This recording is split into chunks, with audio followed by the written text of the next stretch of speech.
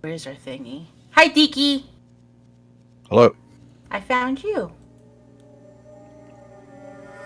All right. And we are back. We are now live. And keep that in mind. We are now live. And we are looking forward to another session of Call of Cthulhu. So who would like to do the recap for us this week?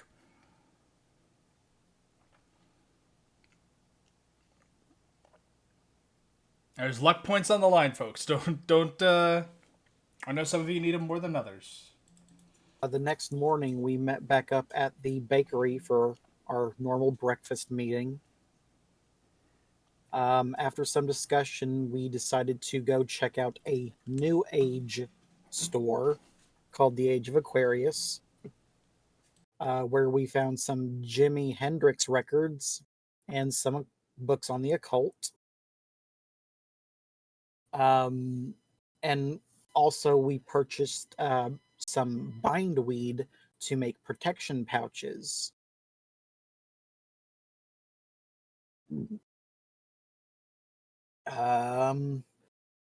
Angel and Venus, while at Angel's studio, follow a mysterious white cat and almost get run over by a car that was being driven by Mr. Blythe's assistant, or something that looked like Mr. Blythe's assistant, while Phelan and Edward head to the art colony to speak with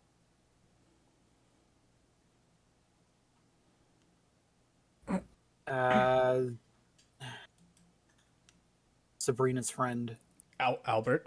Yeah, Albert. Yeah. To ask questions about Nancy. And we find out that Nancy had taken St. John, a pendant from St. John that was apparently made out of jade. And he also gave us an address to a place that St. John is currently squatting at. Yes. It was it was left ambivalent whether or not they were actually paying for this space, or if they owned it, or if they were just squatting. But yeah, you guys were given an address to his home, his quote unquote house. Anything else? I didn't write anything else down, so. Sabrina also issued an invitation. I think it was particularly to Phelan, but I think she mentioned his friends as well. To come up sometime to practice shooting, and also to do aerobics, because that's trendy now. Yeah, well, she's gotten a personal trainer. She hired one on, and she's very excited. Yeah. I wonder who that could be. Cue the montage. But yeah, and that was, you guys did reconvene. You did mention, like, you had the talk where I was almost hit by a car. Gemini did need some repair. Gemini took hit point damage, along with the other two. But if I recall, it came down to planning on who was going to go check out St. John's house and who was not. So I needed I don't know if there was a confirmation. I think it was a 2-on-2 split again. That's what it sounded like, but we can discuss that in a minute. So with that, we're going to go ahead and give you your luck roll there, James. Go ahead, 1d10 roll, please. All right. Give yourself +3 luck points. And once more, we dive right back into the action of Call of Cthulhu, Mall Madness 73. So, in the studio, where you are still discussing plans on what to do, especially about St. John, that is where we're going to pick up. What is going to be the party split here, if there is one at all?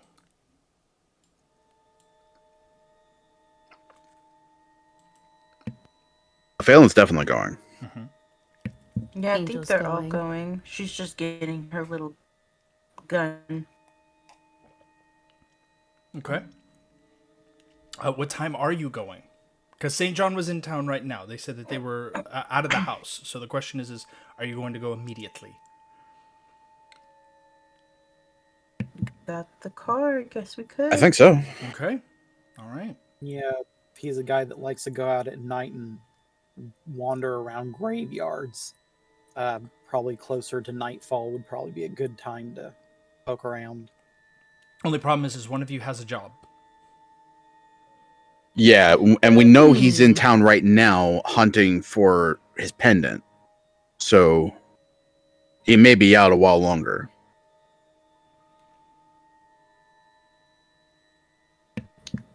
Well, that's really dependent on Phelan if he wants to skip work that night or try before his shift. Yeah, that's the thing. I think Phelan wants to get out there now. All right. So, what are you taking with you? So I know what is going to be on your sheets. Obviously, you do have some of you who own weapons and a cat. You plan that out. Give me just a second here while I take care of Eli, and I will be right back. Okay.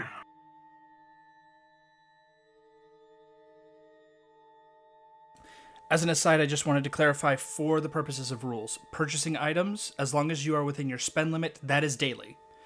So every day, your spend limit, your actual spend limit refreshes. If you spend outside of that per day, that's when you start dipping into your actual cash. Just as a heads up. Do you still have that list of weaponry? I think I lost it. It is in the player's handbook. Give me a second here. I will grab the link. It should be. Awesome. Yeah. While I do that, here we go. Yep. Yeah, I love you too. Just a second. Let's see.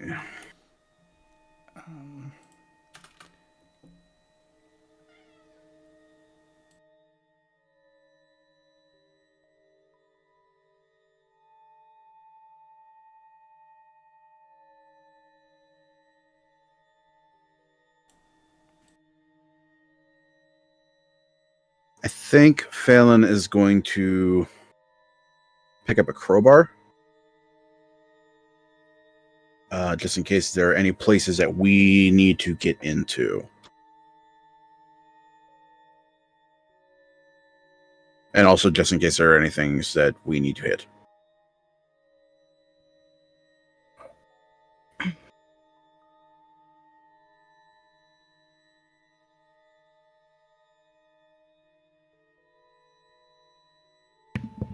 Angel will definitely be adamant to tell everyone to please bring that satchel with them.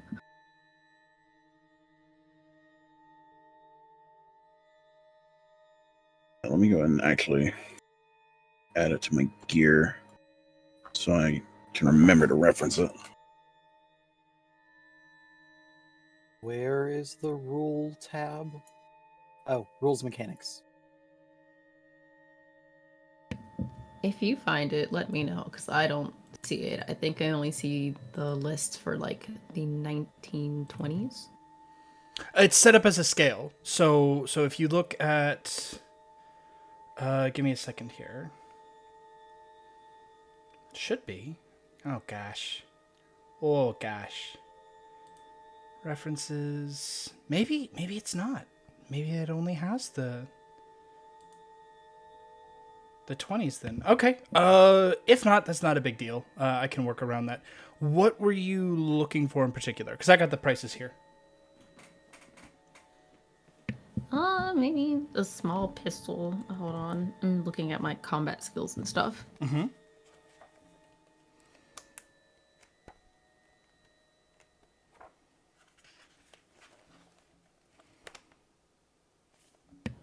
How in the heckaroony is my rifle skills high? God damn. Look, sometimes. Yeah, I think that's just default. Because mine is the same. Well, what is your rifle score? 25.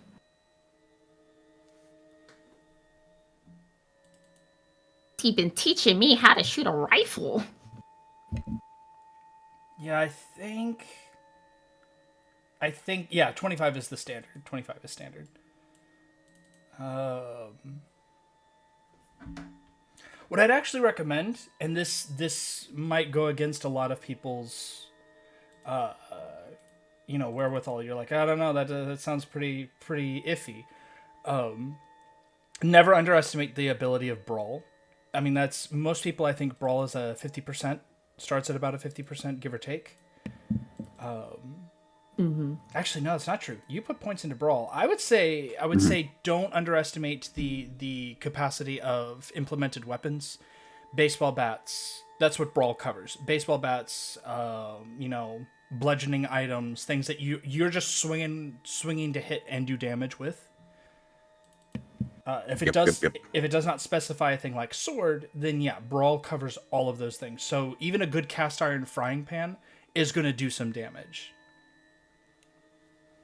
Okay, I figured. I was entertaining the idea for a ranged weapon, but because of her size and her points. Yeah, that's the other thing. Like your damage bonus there that you're seeing, it's move, build, DB is damage bonus. So every time you hit with something with Brawl, you're going to do an additional 1d4 damage. Okay, then I guess I'll just stick with the aluminum knuckles that she has. The twist blade knife, her replacement string, and of course she'll have her guitar with her. Yeah, absolutely. Just so we're covered on that, the replacement string would actually fall under garrote. I can't believe I'm saying this. A what? A garrote. So you can use the replacement string either to like hit somebody with like a whip, because that's gonna hurt. But you can also use the garrote skill if you wanted to, strangle somebody with it. Yes, strangle was the idea, but a garrote? Hold on, I need to know who found this word. It's right there. It's right there under fighting, between flail and spear. I see it. I need to know who invented this word, because I have some words. Yeah. Of course, the fucking French. That'd be the French. Goddamn French. Every time to spite me. Yeah, there's a death involving the neck. There's a pretty decent chance they had something to do with it. What do you mean? The French aren't known for anything involving people's necks. Oh no, definitely not. What are you talking about? I never heard of it. Yeah, before, let me cake. Yeah, so any other supplies that you guys want to take with you? Again, you're going to, as a reminder, you were told that this is an old, dilapidated house. It is in theory falling apart. So just keep that in mind of the setting that you are going into. I just want to have it declared ahead of time that Phelan is going to have a lighter, and he is also going to pick up some. I don't know if rubbing alcohol is the right kind, but like very very potent stuff, like high alcohol content. Not necessarily drinking alcohol, but something that maybe wouldn't immediately raise eyebrows when he went out to get it. Okay, well, it is the 70s, so anything that would have raised eyebrows now probably wouldn't have raised them then. Yeah, even just in the case of like, give me a few bottles of Everclear. I was like, damn, son, you strong enough to hold that? Like, he doesn't want that. Like, he just wants to say like, oh yeah, I work in a highly physical field. I might get skinned up. Like, I need to be able to take care of myself. Also to throw this out here. Tell you what, because I'm gonna give you an education on this one because of your history on the types of materials that you can use. So yeah, go ahead and give me an education check, please. Okay. Correct. Okay, education. I'm actually going to double up on this real quick, just because I'm want to see you guys get other skills, just for fun. If you want to roll a chemistry, you can.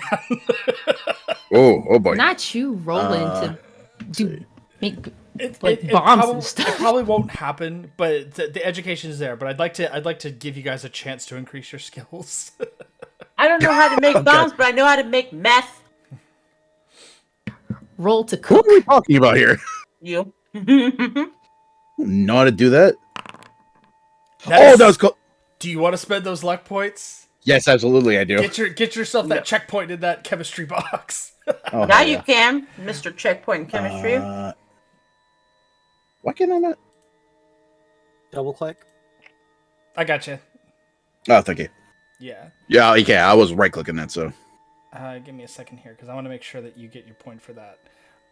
So, come on. There we go. So, you are aware that there are other materials besides just alcohol that you can use to do what you're probably planning on doing. Gasoline, of course, you can go anywhere and pick that up. Kerosene, you can also go and buy that, for a lawnmower and other engine-based things. Turpentine. Turpentine is fairly inexpensive. It is flammable. You are aware, like, I don't think Phelan would be exact on like, this is the temperature at which it becomes, it bursts into flames, but it has a pretty low temperature for when it actually hits flashpoint. Turpentine, I believe, if I'm looking at this right, catches fire at about 95 degrees. Oh yeah. So turpentine's pretty cheap. You can just go to an art store and pick up a can of turpentine. So you have your options of things that you can go that people are not going to bat an eye at. Okay, yeah, turpentine sounds actually. There's probably some of that around the art colony, so I could probably pick some up there. And very possibly at his house, So yeah, you have your options. You have your options there. But turpentine, like I said, turpentine, kerosene, gasoline. I don't know when regulations started on please don't put gasoline into glass bottles or unregulated containers. But I'm going to say it's the early 70s, so at this point, probably not a whole lot of those signs around. sounds about right. Oh, you put the point in cryptography instead of chemistry. No, not cryptography. That's not. Yeah, that's not our wheelhouse at all. There we go. Chemistry. There we go. That wasn't the part of business over in Ireland he was part of. But yeah, so you're all set there. Yeah, let's go ahead and add things to your sheet that you want to add. If you're buying large amounts of it to the supplies, like obviously, if you tell me I want to build Molotov cocktails, you can put in there enough to make this many Molotov cocktails. You don't have to. It's not like you're building them right now. You're carrying them with you in that state. But just for the sake of ease when it comes to making these things or tracking them, tell me how many of these things you want to be able to make. Okay.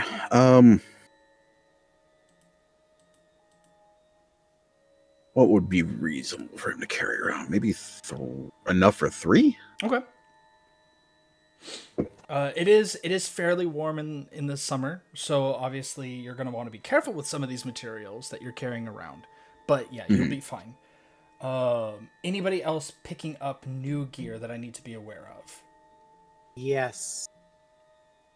Mm-hmm. Ed's gonna pick up a couple of flashlights Okay. and a first aid kit. For our European listeners, that's what we call torches over here. Our flashlights. Or an electric torch. Or an electric there torch. So yeah, get yourself some flashlights. How many flashlights? One for each person? Yeah, I'll splurge and get everyone a flashlight. Okay, they're not too expensive. Again, you're well within your spending level because you're all pretty good on spending level. Actually, now that I look at you, I think actually you've all have a spending level about 200, except for Venus, of course, who has your spending level is 200 too. She just has a lot more assets. Wow. But you're all well within your spending levels at this point to pick up these basic supplies.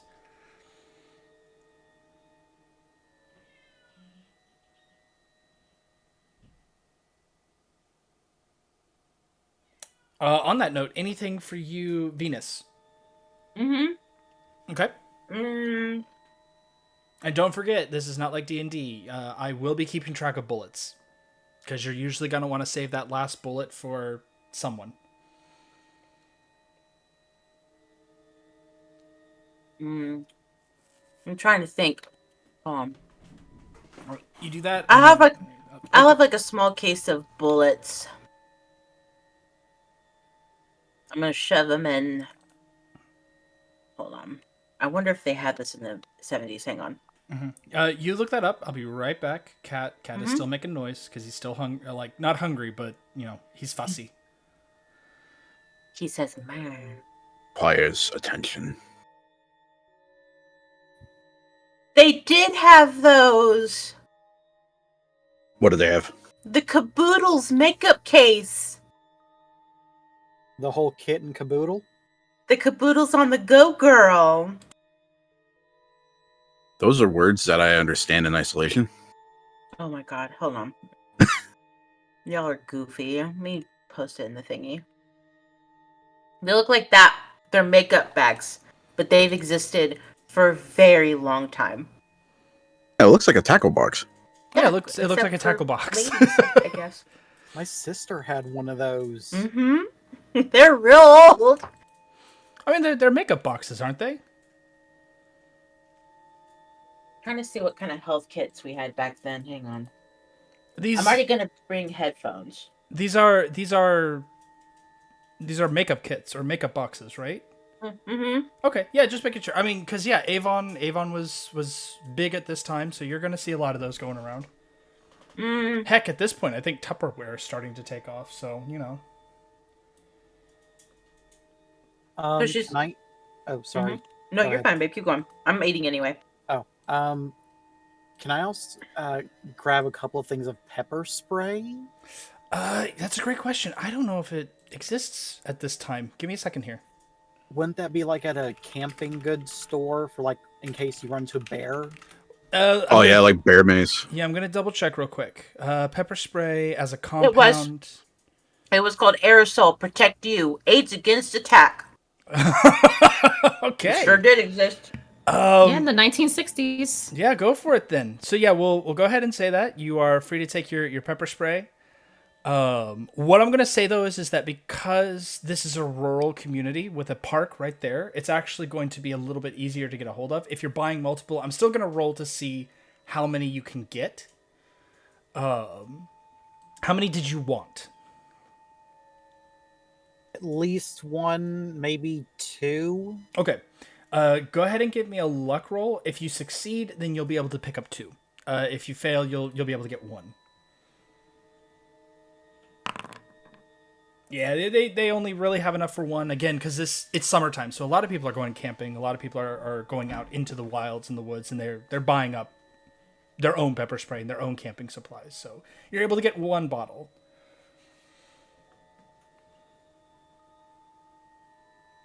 Okay, mace spray, fighting brawl, does stun. 6-foot range, contains approximately 25 squirts.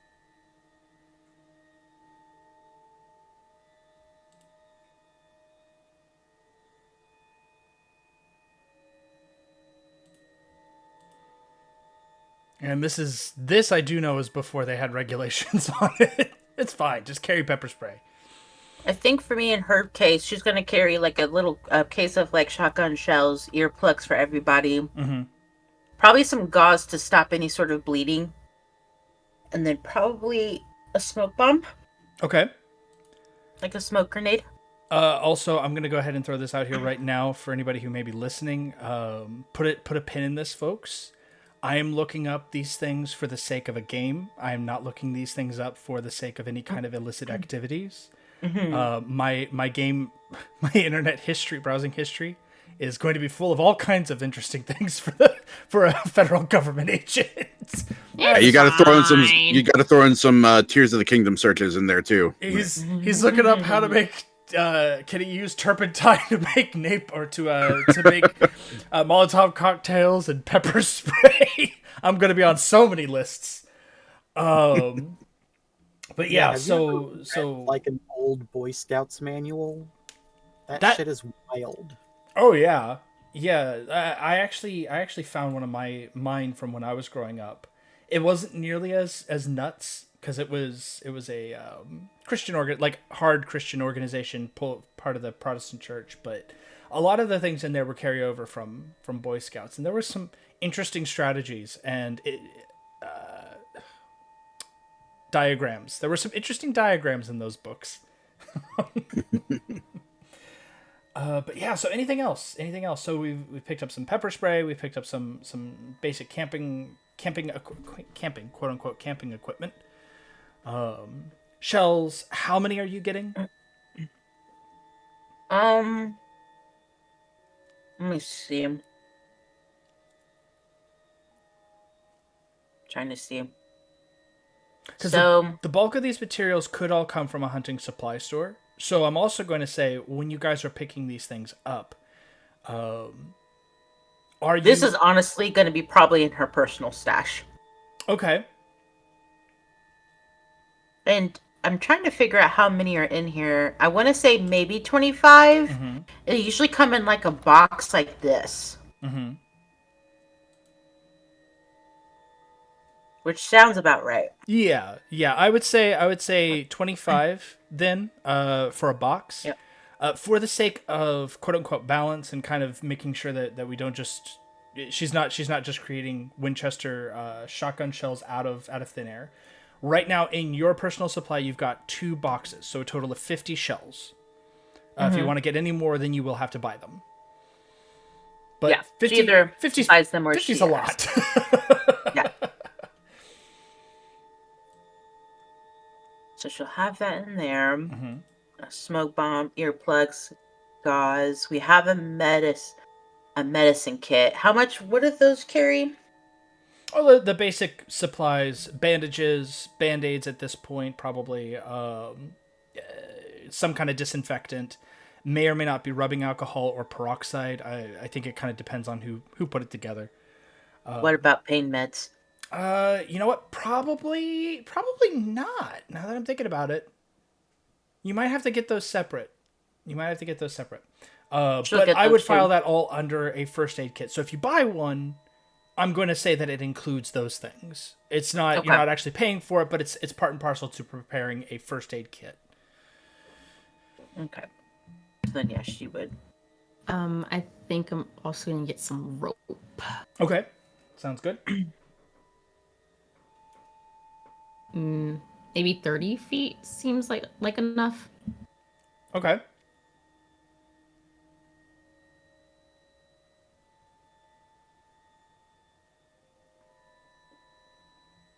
Yeah, and I think that's it for me. All right. I put all the items in my stuff.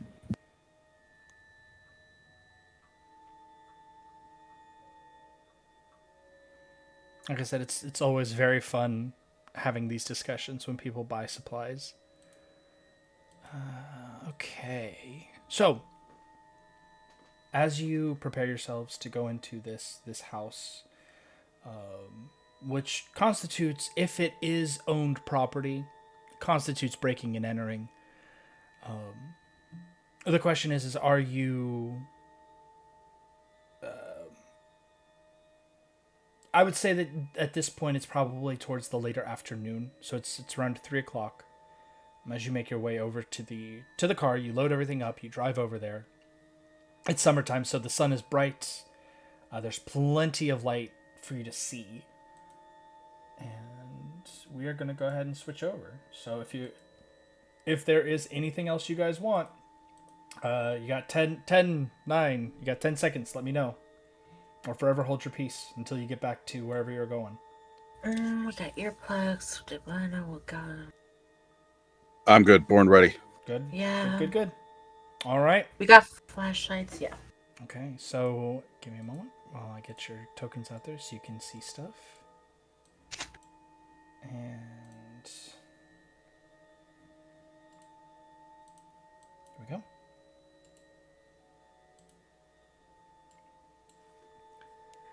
You arrive at the house, which, for all intents and purposes, is not necessarily the most decrepit-looking thing. You kind of were given the impression that this place is in a shambles, falling apart. walls collapsing in on itself. But it's really not as bad as all that. Kind of looking at it, what you see instead is an old colonial house. It is in disrepair, but the actual repair or the actual state of the house is not so bad.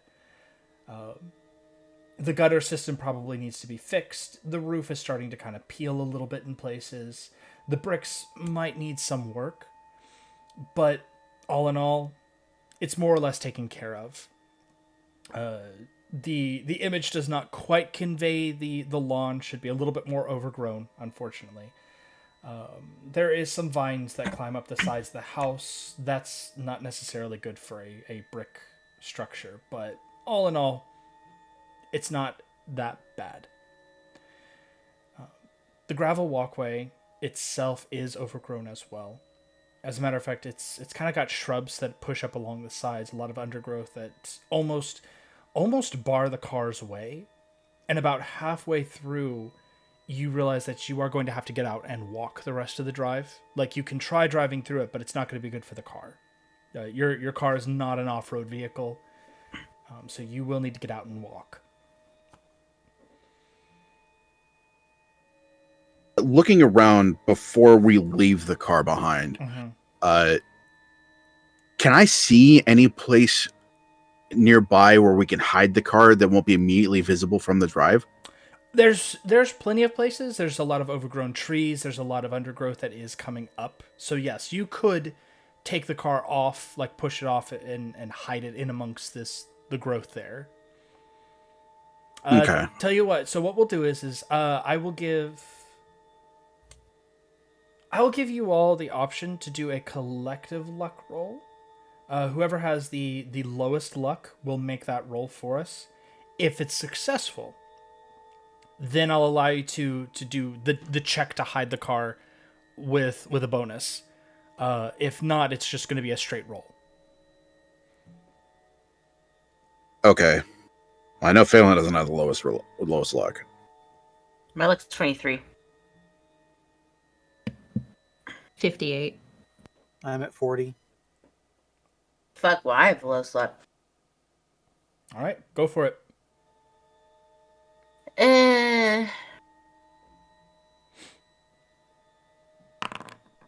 Okay. Awesome. So what I'm going to ask, this is going to be a combined roll for you failing. So what you'll be doing is you're going to roll once. You're going to choose one of the skills to roll for. I'm going to give you two. You're going to choose one of the skills to roll for. It's going to be the lower one. When you do, if you succeed on the lower roll, then it counts as a success for both, if that makes sense. So in this case, I'm going to ask you to roll for stealth. And give me a moment here.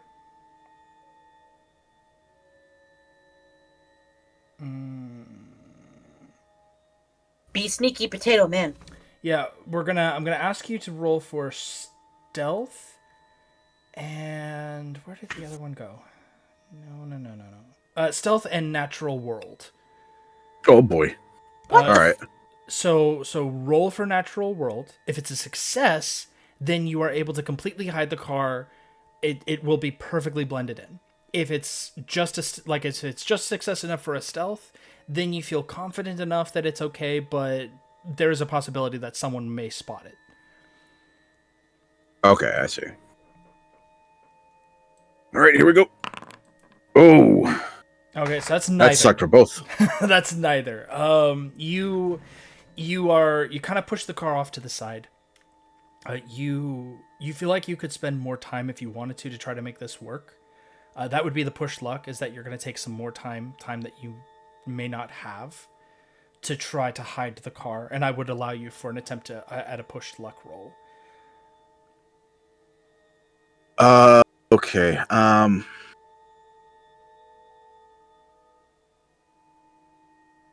See, the thing is, Phelan has done this sort of thing before, but he's also mostly a city kid. Mm-hmm. So this is getting into new territory for him, but he's confident that he can do it. Mm-hmm.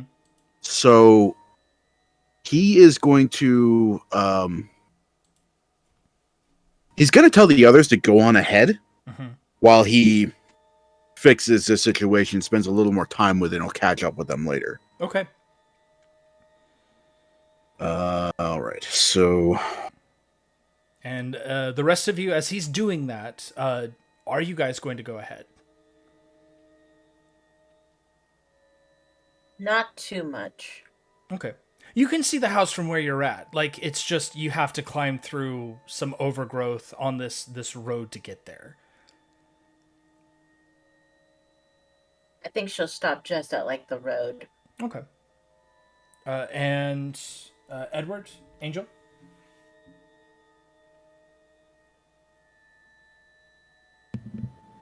Am I able to go help him? Yeah, I would let one of you help him.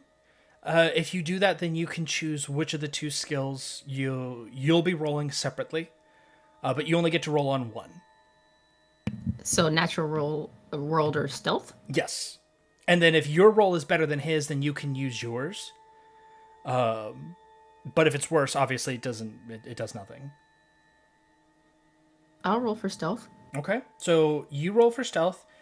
Phelan, you will also roll, again, natural world in this case. And Edward, you were going to say something? If Venus was going to keep watch and Angel and Fallon were going to work on the car, Ed was going to go and take a peek around the perimeter of the structure. Okay. So while you go forward, I'm going to ask you, as you approach the house, it is very quiet out here. You do hear natural sounds. There are animal sounds. There are the occasional sounds of birds, but I do want an animal handling check from you, or natural world yourself, your choice, one or the other. While you do that, Phelan, go ahead and give me that natural world check, and Angel, you give me your stealth roll. I'm still pushing on this, right? This is a push, yes. Okay. No! Oh no! I blow up the car. All right. I do want to ask, whose car is this? It's Venus's, isn't it? That's the one we've been using? Mine. Okay, so Phelan, you see this and you think to yourself, okay, there's a willow tree here that's actually doing pretty. It's got the big sweeping branches. This would be perfect to hide it under. You go and the branches don't quite touch down. So Angel, you go over to help him. You're pulling up some brambles and some things. I'm gonna give you gloves in this instance to kind of pull things up and get things situated around the base of the car. You see Phelan kind of trying to pull and adjust these willow branches. He tugs a little too hard. The branch snaps. It comes down and smashes onto the roof of the car. Everything looks fine. Everything looks perfectly fine. Is this a 4-door or a 2-door? 2-door, I guess. Okay.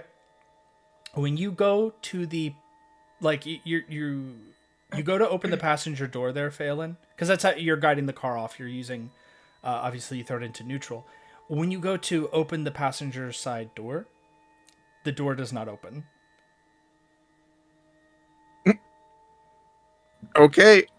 And looking at the frame, you can see that the branch has bent the roof where the door meets the frame just enough to prevent the door from opening properly.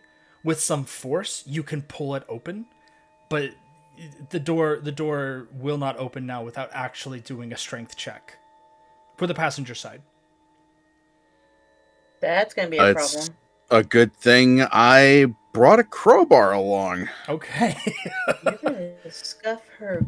If not, that is your ass. I'm gonna end up peeling this car open like a can opener. I swear to God. Not before she peel you apart. Oh my god. Again, Aston Martin. I'd like to remind you, this is an Aston Martin.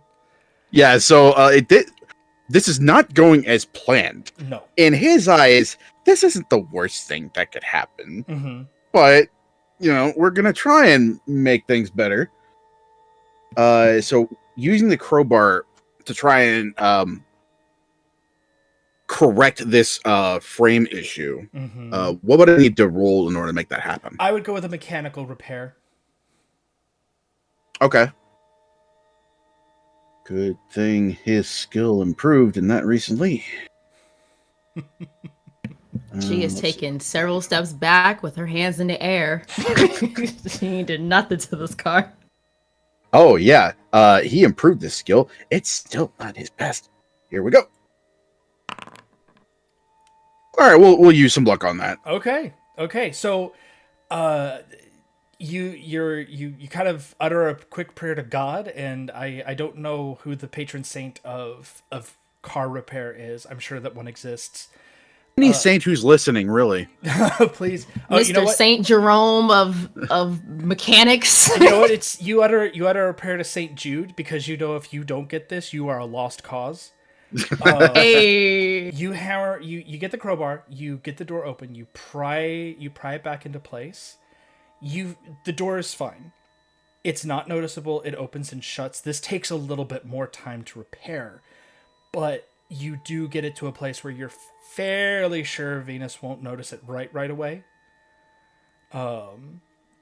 Or at all, because the door opens and closes just fine. Now there's just a little bit of a dent there, so a spot hidden would be required to notice it. But yeah, so go ahead and check yourself down for a mechanical repair there, because it doesn't do it if you push the luck roll. I'm going to give it to you for passing because I like that. Anytime you want to do that, you double click on the little blue spot to mark it as up for development. All right. Meanwhile, Venus, what I would like from you is a general listen check, please. Oh, God. Hear the unholy screeching coming from behind you. You lucky she deaf right now. Well, you know what? He's lucky too, because where you're standing, it is very quiet. You don't hear animal sounds. You hear the rustle of the wind in the trees. You get the sense too of oncoming rain. That sensation, you can kind of smell a summer rain when it's on its way. But it is quiet. It's very quiet. Now, for you, Edward, go ahead and give me we'll start with the listen check, and then if you do well, then I'll give you the natural roll check just for fun.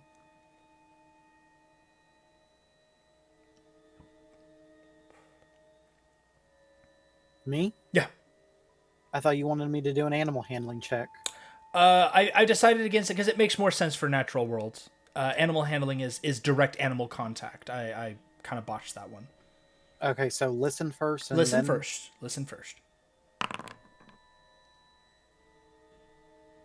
Okay. You don't hear anything untoward. Again, it is quiet. You do hear the occasional sound of animals, but nothing that sounds particularly suspicious to you. Not gonna give you a natural worlds roll, but if you want to do one, you can.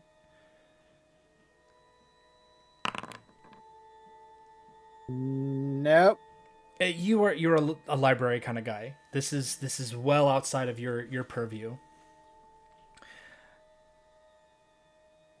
The perimeter of the house is secure, quote unquote secure. A couple of the windows have had what appears to be maybe some kind of wicked missile thrown through them. Small children love to throw rocks at abandoned houses. You would wager that that's probably what happened to a couple of these windows. Kids throw rocks. The doors are secure. There's no sign of a particular form of, any immediate sign of egress besides using a door. There is a storm cellar entrance. But you also know that this being a colonial house, storm cellars can mean anything from a root cellar, where it's just like a little block, like a 10-foot by 10-foot space, or it could be a full cellar. It's difficult to tell. The storm cellar door is locked, and it is easy to tell that it is a new-ish padlock that is on this. A new-ish chain and a new-ish padlock.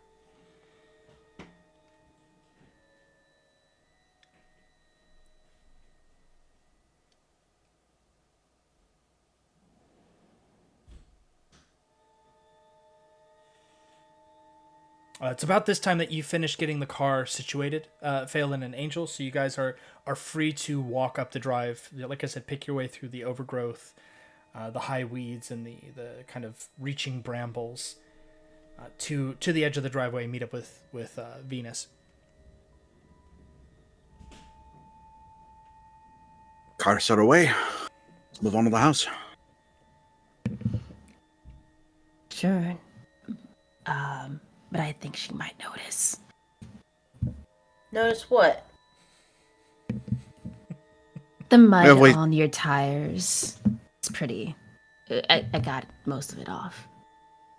She like squints at them both, like, and then she like turns and walks away. Here's She what we're gonna she do. waves in the air. She waves in the air, going, "You can smell the rain." We're going to practice something here. This is a contested roll because I wanna introduce this mechanic so you guys have this. This is the perfect opportunity. You, Venus, give me a psychology roll. You, Angel, give me a fast talk.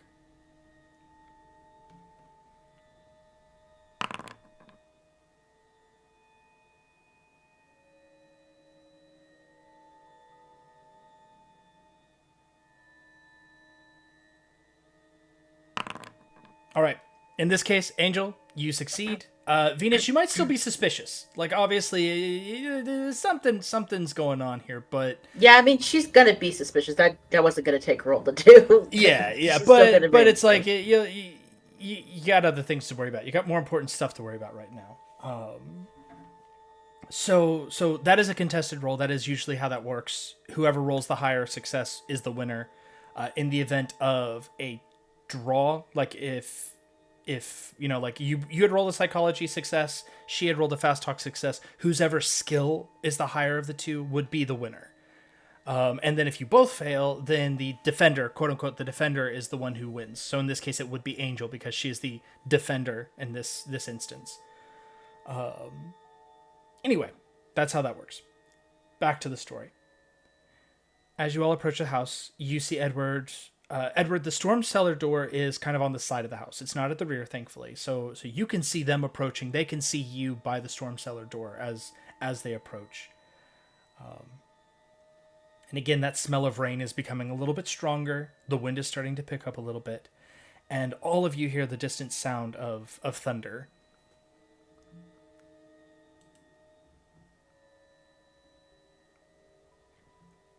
Might as well hide inside now. Beat the weather. Hmm. Do you have luck hiding the car? Suppose No problem at all.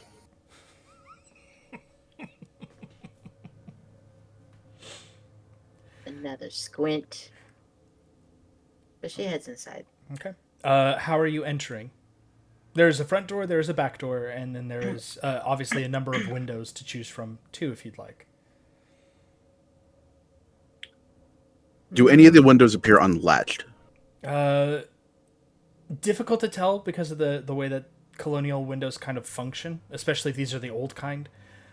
Going over, they don't have a way to, like, you can't grasp them from the front. You would have to like dig your fingers into the framework and lift, or stick your hand through like a broken pane to try to open them. Or wiggling a crowbar? He has a crowbar. You have a crowbar.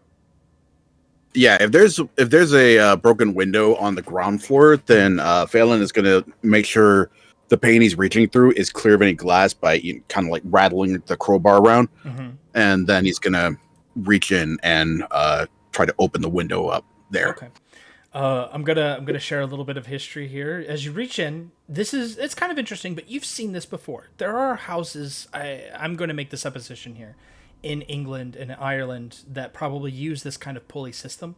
You kind of reach around inside, you grasp the inside of this pane, and there's enough for you to tug it up, and then like get your fingers underneath the window. So there's a metal fixture on the inside. You pull up just enough, then you can squeeze your finger, pull your hand out of the pane, stick your fingers underneath the sill, and open it completely. There's actually a rope pulley system on these windows, on the sides, in the frames, and that's how they function. They lift, it holds, you pull down, they stay down. You're aware that that's how that works. So if the ropes are cut, it will not open. or at least it will have difficulty staying open. Yeah. But you've seen these before. And I forgot to emphasize this in tonight's session, but Phelan was making sure before we got here that he had gloves, so that for just such a case as this, so that he would not leave behind any physical evidence. Okay. When he's moving around and opening things up. Yeah, and again, you're practiced at this kind of thing. Yeah. So yeah, you pry open the window, you are able to climb inside. You are hit with the smell though of old house almost immediately, even before you step inside. The place reeks of old house. Taking a look inside, you can see that attempts had been made at some point, probably within the past 10 years, to paint the interior. Whether that's St. John's doing or not, you can't tell. But you can tell that there was an attempt at upkeep at some point. The floors, once polished, wood now are starting to show their age. The polish is wearing away. The boards are starting to look worn, almost like they are struggling to stay in one place. Some of them are warped, probably from humidity. You climb inside. And as he's climbing inside, first he checks to make sure the floor is clear where he's stepping, and once he's done that, he's going to look back to the others. If you brought gloves, put them on now. If you didn't, don't touch anything. All right? She like looks at him like, "Who the fuck you talking to, baby?" And then she like walks. I'm dead serious. You got me, right? Don't want any fingerprints getting left behind. I don't care how many times I slept with a cop. It doesn't matter. You ain't the only one who's had to get around places. Huh. Ed'll shimmy on a pair of his book handling gloves. Okay. Good man. And Angel, we already kind of established that you have working gloves for dealing with the brambles and things. Those are free. You got those for free. We love free 99. Let's go. So as you all climb inside, again, the air is full of dust. While you're in here, I'm going to ask a question. Does anybody have appraise? I don't think. Yes. Just a standard 5. Yeah, if you want to do an appraise roll, I will let you do an appraise roll, Edward. As you're climbing in, there's something about the house that kind of sets you off a little bit. And it's uncanny, not in a creepy way, but almost in the sense of set design. You're not an actor, but you recognize the signs of antiquing. People do it to books all the time. You know, if you soak them in water, it weathers the pages. It can make it look older than it actually is. You can replace things. You're looking at this, and it almost feels like portions of the house, not all of it, but portions of the ground floor that you're kind of on have been redone with the purpose of making the house look older.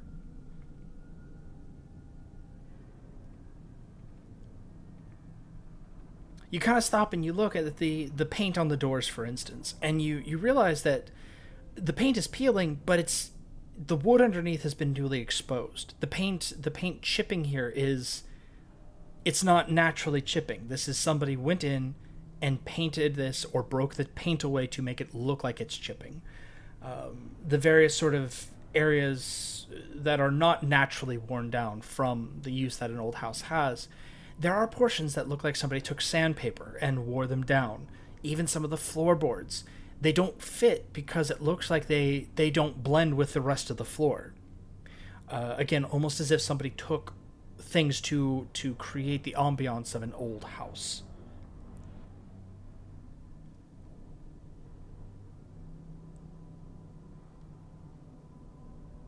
Someone has gone and deliberately made up this place to look old. Oh, that's daft. Is it our little friend that lives here? It looks like it was done semi-recently. Would Edward know if this was like a historical site from in town? Give me a. We'll go with a history check. Offhand, no, but it is a colonial house. I will give you enough to say that you are aware of some of the older houses around here, and there are colonial houses that, a colonial farmhouse. This is probably one of them. The house itself, looking at the foundation, looking at the exterior, yes, the house itself is colonial. The last time somebody lived in it is a different story. As you're kind of appraising this and discussing it, that's when you hear the sound of rain on glass, and then it goes from simple patter of rain to actual slashing sheets as the rain comes in and the storm breaks overhead outside.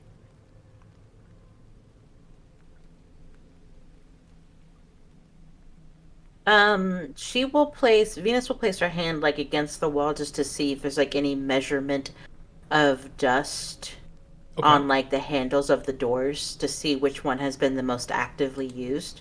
Okay. Give me an investigation check. So spot hidden. Again, D&D kicking in. Give me a spot hidden, please. Yeah, my rolls aren't shit today. The trouble is that all the doors are very old, and all of the doors are open. Like, none of them have been shut. Not completely. Some of them are swinging to, like, you kind of swing one door and it goes and goes back into the place it was when you touched it. Some of them are kind of wedged a little bit because it looks like maybe they've expanded out of their frame, or their door hinges are broken in places or bent. All the things that can happen to an old house, but all of the doors are in fact open in some form or fashion. None of them are completely closed. Is there any drafts that she can feel coming from either room when she walks by? On the ground floor, yes. Unfortunately, that also may be coming from broken window panes. Like, it's very obvious where some of the sources of these could come from. There's broken window panes. One of them has what appears to be like a section of the ceiling is kind of broken in. So you can go into the ground floor. In this case, you step into what it looks like may have been like a front room or a parlor. You look up. There's a section of the ceiling that is missing, opening up into the room above. It's not a huge hole, but it is a hole. Okay. And then this is mostly just me asking because my ADHD brain's trying to catch on. But like we were trying to find incriminating evidence that this guy was doing something weird with the cemetery and had something to do with the death of what's-her-face. Yes. Okay. How many doors are there on this? On the ground floor, where you came in through the front entrance, there is a total of 4 doors.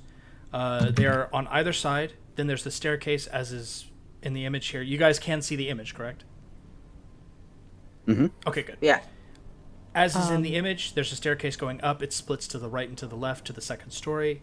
There is also what appears to be next to the staircase a 5th door that is a little bit smaller than the others. I'll give this one to you for free. Locals. I'm not going to give you this one, Phelan, just because I don't imagine you'd see a lot of houses like this. You guys are aware. You've taken tours of old houses or seen them, that sort of thing. It's a servant's staircase. And the servant's staircase goes up as well. It looks like it's possibly leading up further, though, from the ground floor to the second story, or maybe up to the attic. It's how high up it goes, you don't really know. So she probably points at that one. Yeah, Angel's gonna just peek into each of the doors except for the serpent's one. Carefully look in and see what's in there. All of the rooms are vacant. They are lacking in any kind of furniture. They are lacking in any kind of decor, except for maybe a few moldering chairs that look like they probably couldn't support anybody's weight, even a child's weight at this point. The smell of mildew kind of comes from a couple of them. Dust hangs in the air. It's a musty kind of smell. It's an unlived kind of smell. All of the rooms are identical in that aspect. None of them seem to have any kind of identifying features, although one of them is clearly what appeared to be a dining room. Given its size, you can see where it opens up into...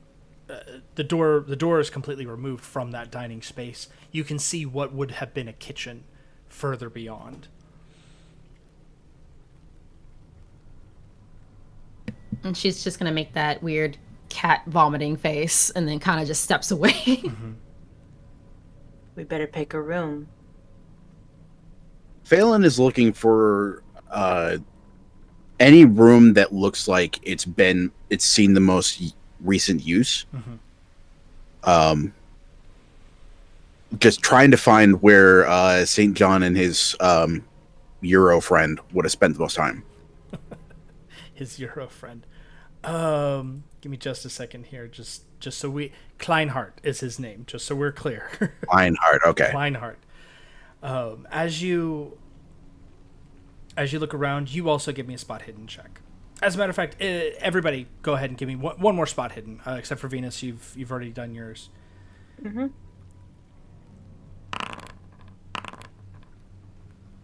Okay.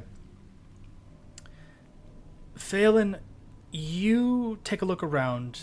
You kind of realize that the rooms themselves don't seem to have seen a lot of traffic at all.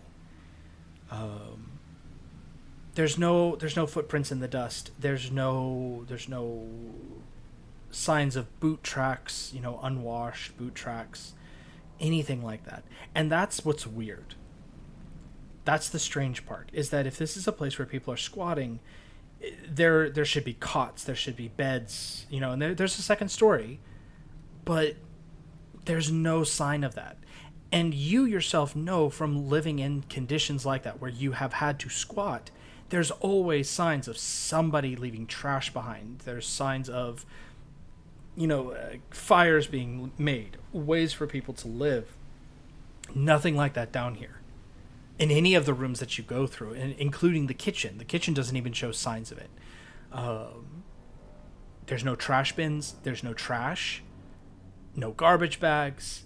The sink, if you attempt the faucets, you find that the pipes rattle and give off that gurgling brown rusty smell before it starts spurting water from pipes that are probably overgrown with rust at this point. There's no signs of any kind of habitation. Angel, as you are looking around, you do notice something about the servants' stairs. You can't quite put your finger on it, but there is something about the way that they're structured and how they kind of go up that is odd. You realize, kind of looking at it, you're like, there's something about the stairs here. And I'm gonna take a small license here. Going up a couple of feet and kind of looking at the way they bend, they go up, they hit a flight, like an actual landing, and then they twist up again. And that's how they're structured. They go up in a kind of a square corkscrew up.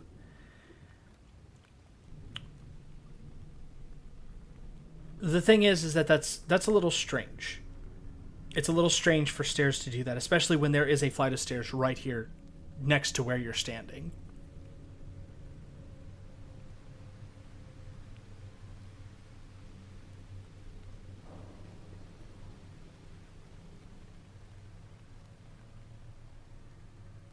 We can check the upstairs, but I don't think they're actually living in here. Must be in the cellar.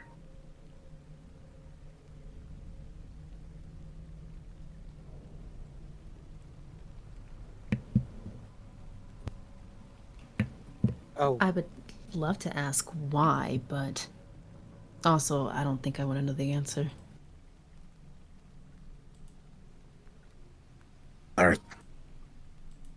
they don't think like regular folk do.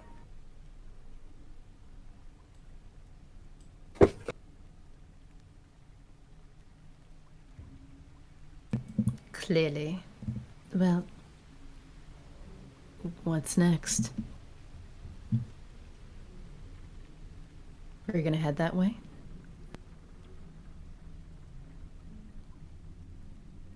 Let me case the upper floor. Splitting up is a bad idea. We did that before. I'm gonna case the upper floor. And he starts heading up the stairs. Okay. If your white ass gets scared again, I'm not saving your ass this time.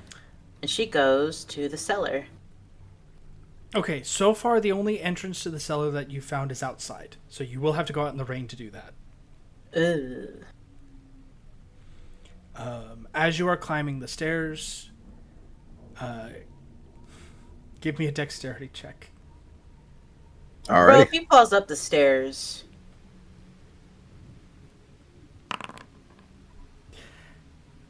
As you climb up the stairs, your foot kind of slips a little bit on the wood. It's not enough for you to trip and fall and slip down the stairs again. I'm not this is not that module. But you do actually feel the ricketiness of the actual railing as you go up. And one of the bars, like that's actually fit, in the railing itself, snaps out.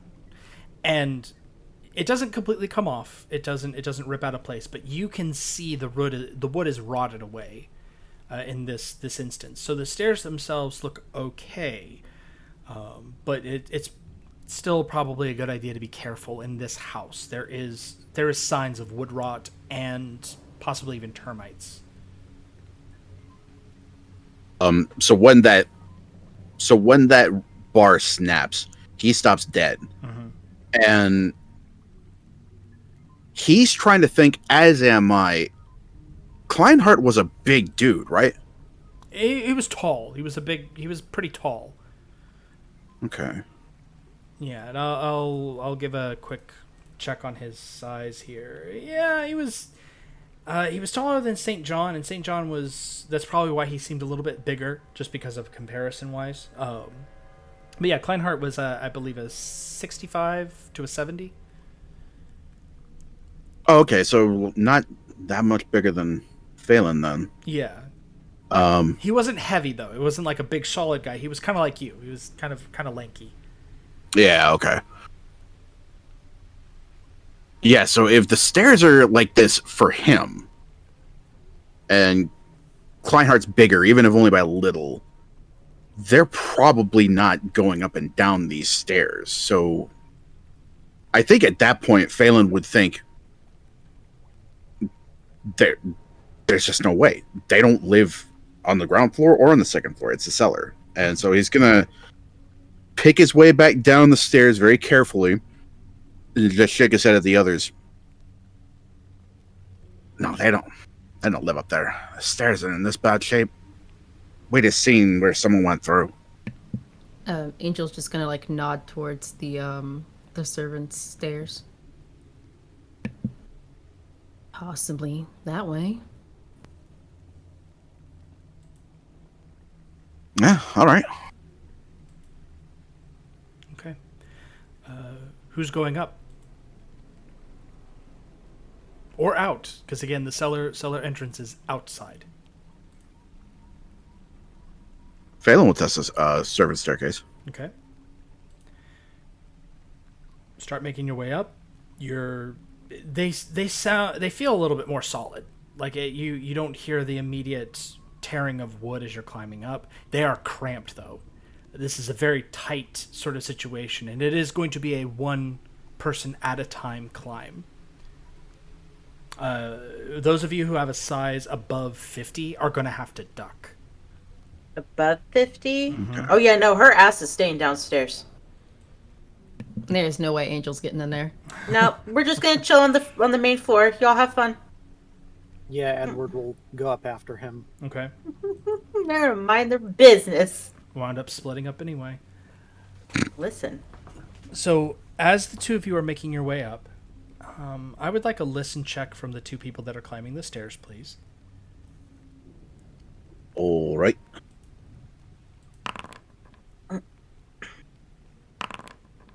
Okay. Barely. The heavy creaking of the wood greets your steps as you make your way up, again, one at a time. Phelan, I believe what is your size? 65. Yeah, you have to duck to get up there. It's just high enough for Edward to kind of clear. But Phelan, you have to duck as you make your way up there. It's dark. There's the occasional brush of cobwebs as you pass your way up the stairs. You make that right up onto the landing. You go up. As you hit the landing, first you, Phelan, and then you, Ed, your tread is met with a hollow sound. And it's a hollow wooden sound. And then the both of you hear the sound of a door shutting upstairs. The hollow sound comes from beneath your feet, but the sound of the door shutting comes from upstairs, or further up the stairs. So, Phelan started to look down when he heard that weird sound beneath his feet. But when the door shuts, out comes the flashlight, and he is going to head upstairs to see what made that noise. Okay. Ed? Edward will go with him. Okay. Those of you on the ground floor, you see the two gents head up the stairs. You see the flashlights kind of reflecting off of the dark wood paneled walls, and then you can't see the flashlights really anymore. But you can continue to hear their footsteps as they climb. What are you doing on the ground floor? Loading her gun just in case. Okay. Put it on her knuckles just in case. Okay.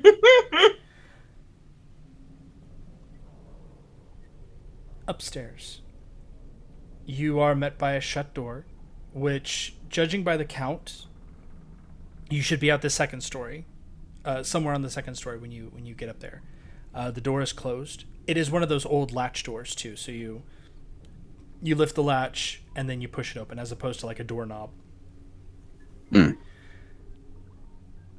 Is Phelan able to do so? Yes.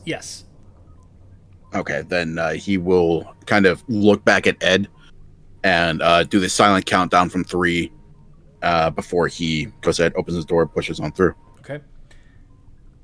As you push against the door to open it, you find that it has some give. Or some resistance, I'm sorry. It doesn't quite give. You hear something on the other side, like scraping, as if you're pushing against something heavy. Does it have the kind of resistance that would denote somebody is holding it in place, or like somebody moves something in front of it? Give me an intelligence roll, a hard intelligence roll. Okay. No. I will say that only that there is a heavy something on the other side of that door that is holding it shut. The door does not immediately shut again. Like when you make that initial push, it doesn't close. Whatever's on the other side is not pushing it shut again. Okay.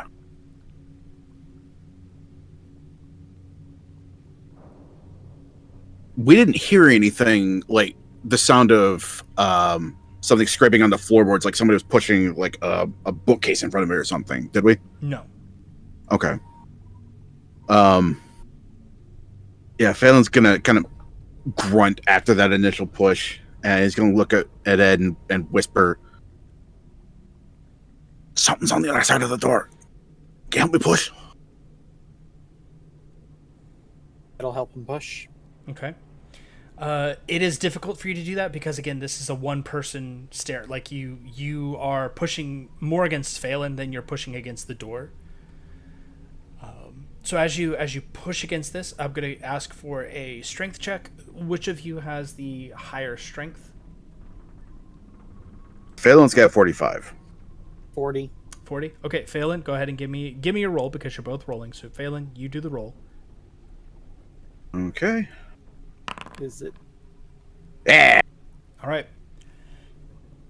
With a heave, the two of you push against this door. Phelan, you feel whatever's on the other side give, and you stumble forward.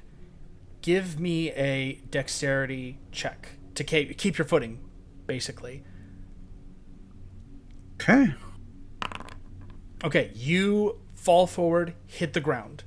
Edward, I need you to now give me a dexterity check, please, to see if you keep your footing as you trip kind of over Phelan when he trips and falls. All right, you keep your footing. As you do, you realize something is falling in front of your face, and it lands square on Phelan's back. Phelan, there's a sharp amount of pain that runs up your back as you realize what has fallen onto your back, and you hear a heavy thunk. There was, like, you look over, and Ed, you see this. There is a sledgehammer that fell.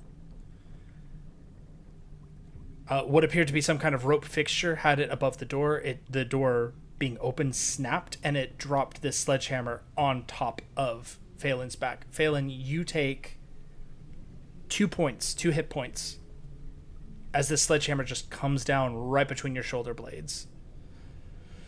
Ow.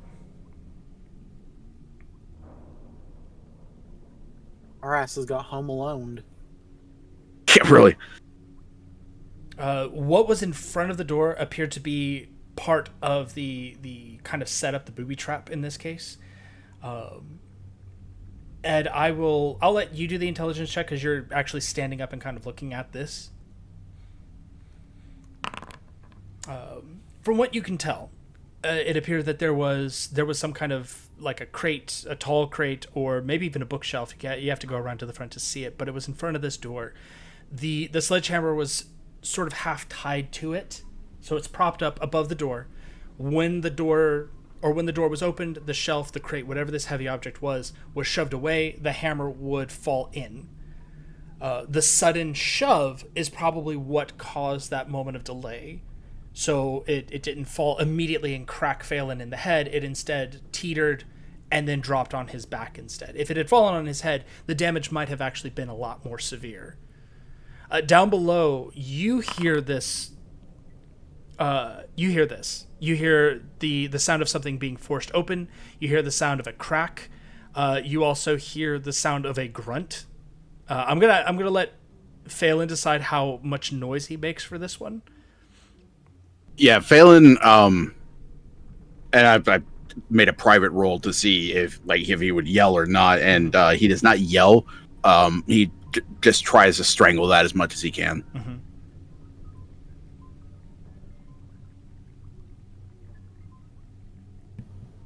And he's just gonna go like towards the entrance of the stairs and we go and yell, "Y'all all right up there?" I ain't doing fine. It appears that the house has been booby-trapped. We'll watch where you stand or lean. I suppose that's some evidence that someone's staying here. Yeah, they're not doing fine. They never are when they're just by themselves. Real quick, with that in mind, the two of you, if would like to go ahead and give me one more spot hidden while you're on the ground floor, please. If there's like something popping out of the ground, I'm done.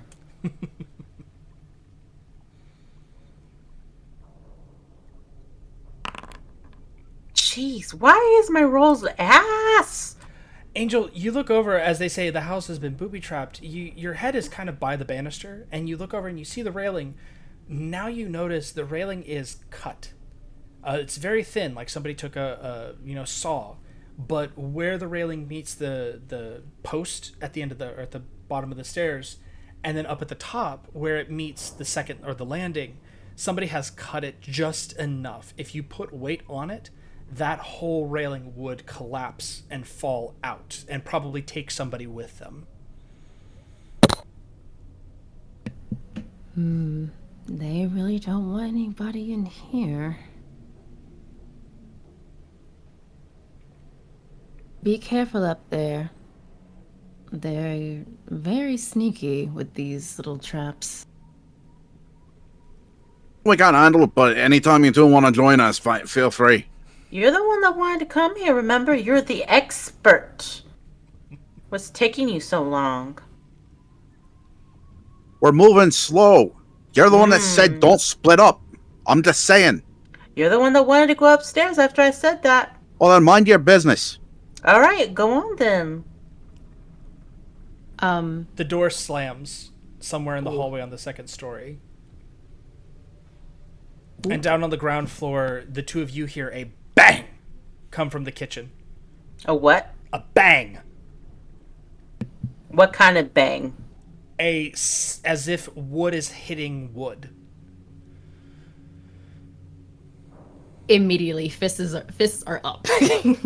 Yeah, she's like keeping the gun trained on the towards where the kitchen is, but she's not moving just yet. Okay.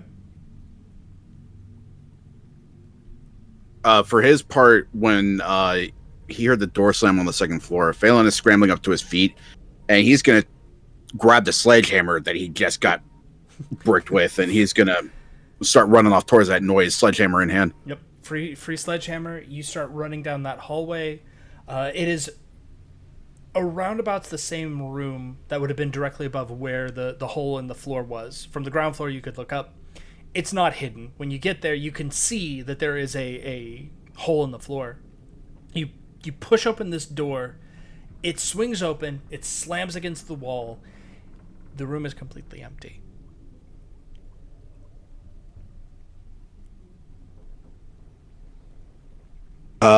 Phelan's looking. Oh, there's the only other sign of entrance out of here besides the window, which is shut at this point, is a closet. And that door is closed.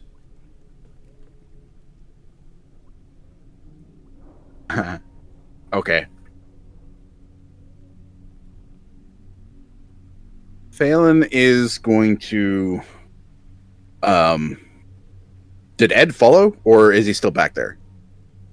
Behind you. Okay. Phelan is going to look to Ed and kind of point at the closet. And he's going to lean in and whisper to him. Get to the side of the door. On 3. You open the door. I'll be ready to swing if something comes out. Okay? Okay, but stand off to the side. Don't stand directly in front of the door. Yeah, all right. So I guess we take up our positions on the side of the door. Are you doing this quietly? Yes. I would like a stealth check from the both of you, please.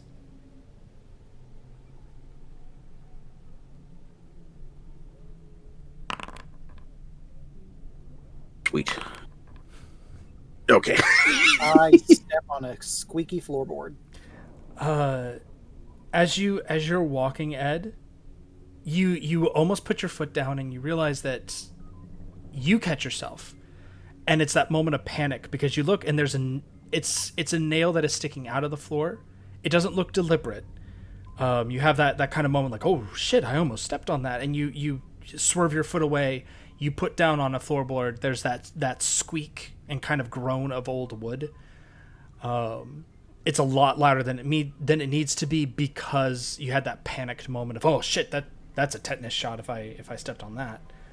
Down on the ground floor, you hear them moving upstairs. You can hear them as they kind of raced up the hallway, and then it got real quiet in that one room, in that corner room.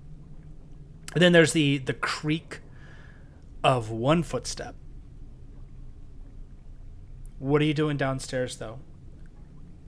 Because the banging sound occurs a second time.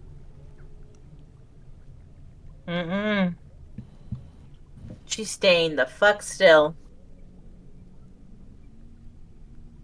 Mama didn't raise no fool. Just a raccoon. Go check it out. It'll be fine. No, you go check it out. You're too busy. On one hand, she knows not to go look.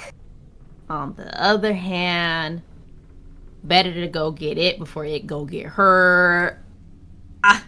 We got the advantage right now. I mean, Yeah, the if we go advantage together, since if we go together and you have the shotty ready, you know, I'll poke in to go look and you swing it. Okay, maybe. Whatever you think. Whatever you think. Yeah, she's gonna go in the kitchen and kind of signal Venus to go ahead and get the piece ready, and we'll go together side by side. They're gonna go together. Just Sticking to the wall. Yeah, they're just like. Just to be clear, this is a handgun or a shotgun that you're holding. Yeah, shot-off shotgun. Okay. So this is the sawed-off shotgun. Got it. So as you make your way down, I would also like stealth checks from the two of you if you are attempting to do this quietly.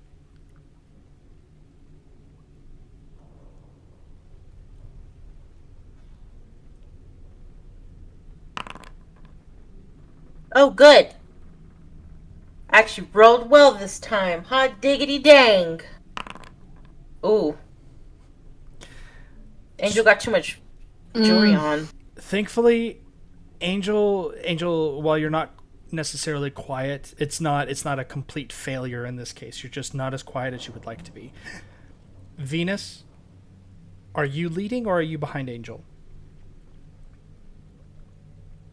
They're side by side. Okay. You make your way through the dining room, or what had been the dining room at some point. You can actually see tatters of like an old carpet, perhaps, that's just completely rotten away into just portions of fabric at this point. There is no door on the door to the kitchen. It's just a doorway, open frame.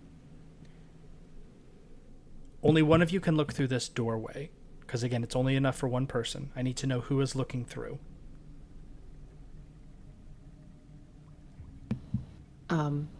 Angel will look through. Okay. Like, I guess press herself against like the wall and just kind of do the little, horror game lean. Mm-hmm.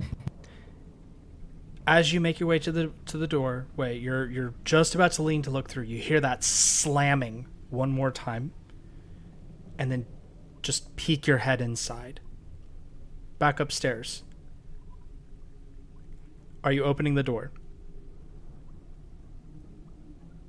Yeah. Phelan counts down from 3, and then winds up with the sledgehammer when the door opens. Okay. The moment the door is open, and Edward, for your part, it opens towards you. So you've got a nice little bit of extra protection in there between you, Phelan, and the sledgehammer, and whatever may be inside of this closet. Phelan, I need you to go ahead and give me a brawl, actually. Okay. All right.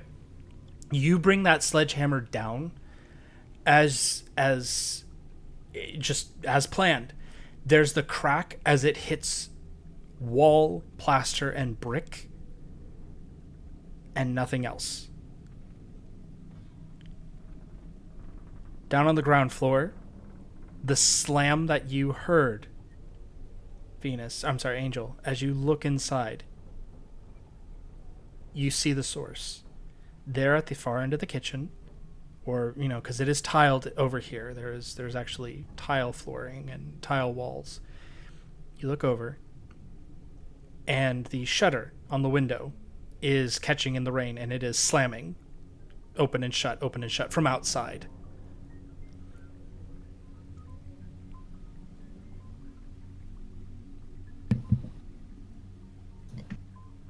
She kind of looks briefly over at Venus, but then goes back to looking at the shutter and says, "It seems like the shutter is just beating against the window from the storm. Can I do a spot hidden to see if it's like been opened or is it broken?" Yeah, sure. You can give me a spot hidden. Fuck it. From this range, you can't tell. You need to get closer to actually look at it and examine it. No, she's not going in there. Okay. From the storm? Okay. And I can't tell if it's been open or if it's been broken in, but yeah, it's the shutters just going off.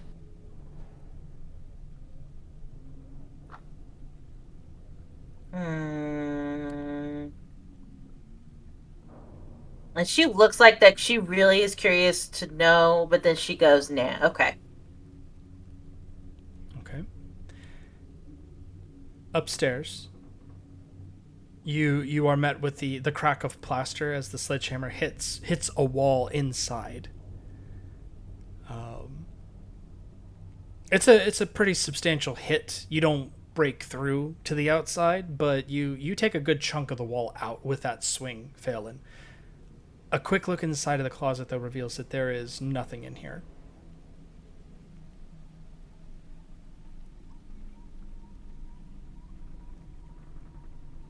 Oh, damn. How are we chasing? Are we even sure it was this door that was the one opening? You do know it came from this room.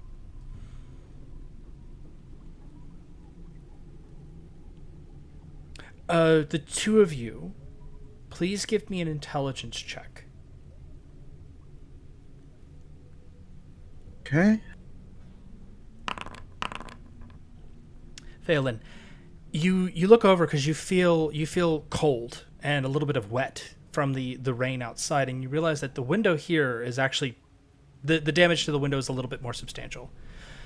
Stepping back, you look down into the hole in the ground or on the floor, and you realize that the window down there is also broken.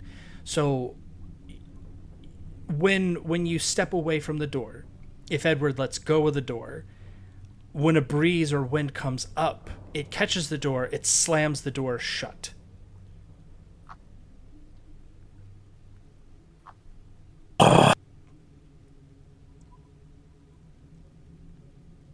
Oh, this house is a grand bit of crack, isn't it?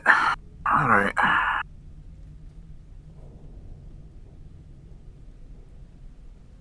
Well, someone rigged up the door and the stairs. What was it for? Maybe we missed something back there. I'm gonna go check it out. Turning back, seeing what was actually in front of the door now, because you kind of rushed away without doing much of an inspection, you realize that it is a wardrobe of some kind.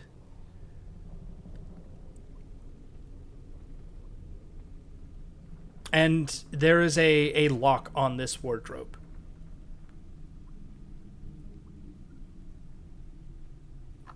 Okay. Yeah, Phelan's not going to be subtle about this. He's just going to take the crowbar and try and break the lock. Okay. Go ahead and give me a strength check. Okay. Balls. Okay. Prying it open is not going to work. If you'd like to, we can turn this into hammering, but it's going to make a lot of noise.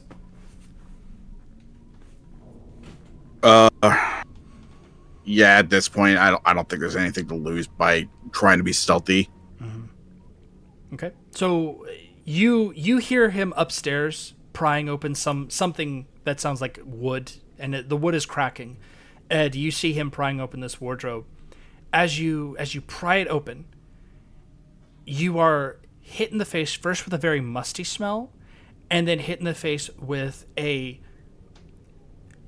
skin-tingling sensation as dozens of dusty, light, feathery things rush across your face, touching you, tickling your skin, your nose, your eyes. You kind of reel back a moment, and I'm going to ask for a sanity check, please. Oh, is it spiders? Oh, You maintain control. You wouldn't have necessarily lost any sanity from the burst of moths that rushed out from here. But they do fly across your face, kind of do that thing where they stick to your clothes a little bit. It's a shock, and you manage to keep from screaming, which is good because one probably would have flown in your mouth. But you keep your cool enough to keep from making more noise. Ed, once the flurry of moths kind of subsides and they go about the rooms as they kind of flutter away or stick to the walls, you look inside and you're able to see that it's now kind of ruined because of moths, but what appears to be clothing. And the clothing itself is older. They look like almost colonial period, but there's something about them that kind of gives the indication or the feel that these are not quite authentic. Almost like costumes in a way. There's nothing scandalous here, but there's waistcoats and what appears to be gentlemen's clothing from the colonial period. There's a couple of stockings kind of down in the bottom corner, stuffed away in the corner there. Waistcoat, overcoat, trousers or breeches, all kind of hung up here. The moths have done some pretty nasty work on them, but that is what these look like. And there are both men and women's clothing in here.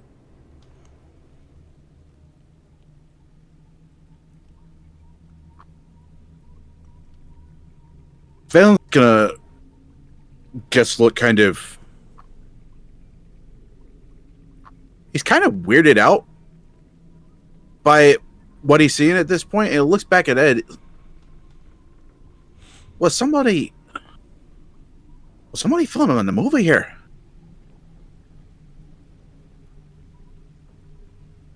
I don't know. Give me a quick history check there, Ed, if you'd like. Not to your recollection.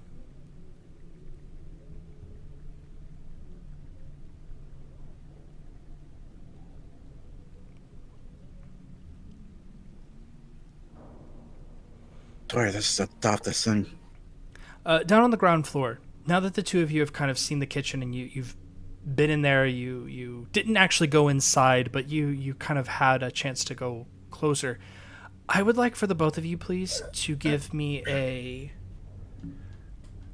a different kind of spot hidden, because there's not really one for this particular type of check, but we're gonna go with spot hidden for the sake of for this type of thing, for this particular type of check.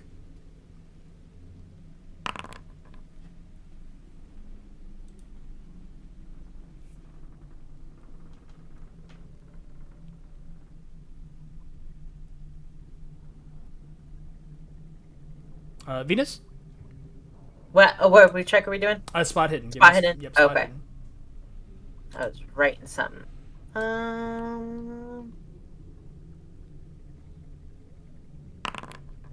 There we go. Yay! Angel, you don't, but Venus, you do. You're familiar with this. It is a smell. It is the smell of gas. Not gas as in like somebody's left a propane or left the stove on and there's no flame, but it's the smell of gasoline. And it is coming from the kitchen. It's not terribly strong, but strong enough to be noticed. She wrinkles her nose suddenly and looks back at Angel.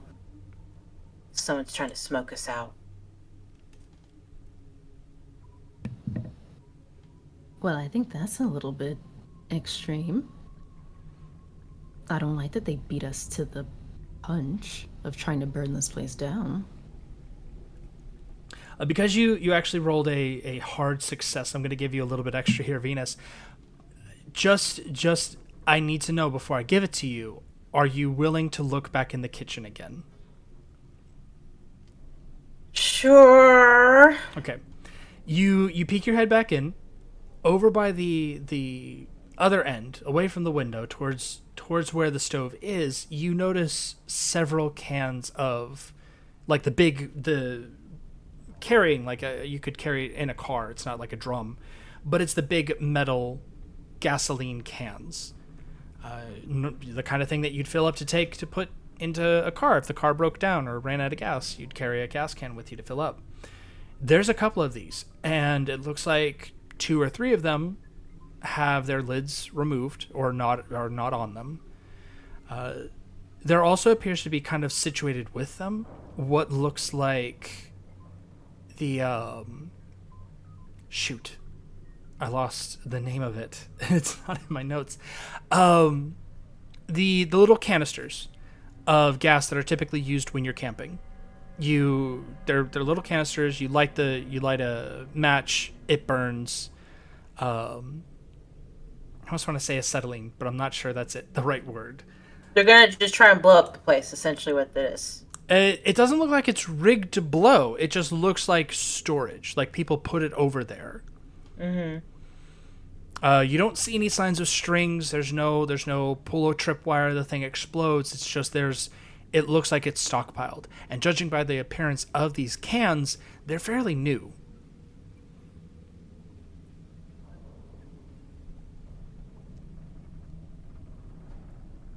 She makes a face and just can't. I don't know why they stink though.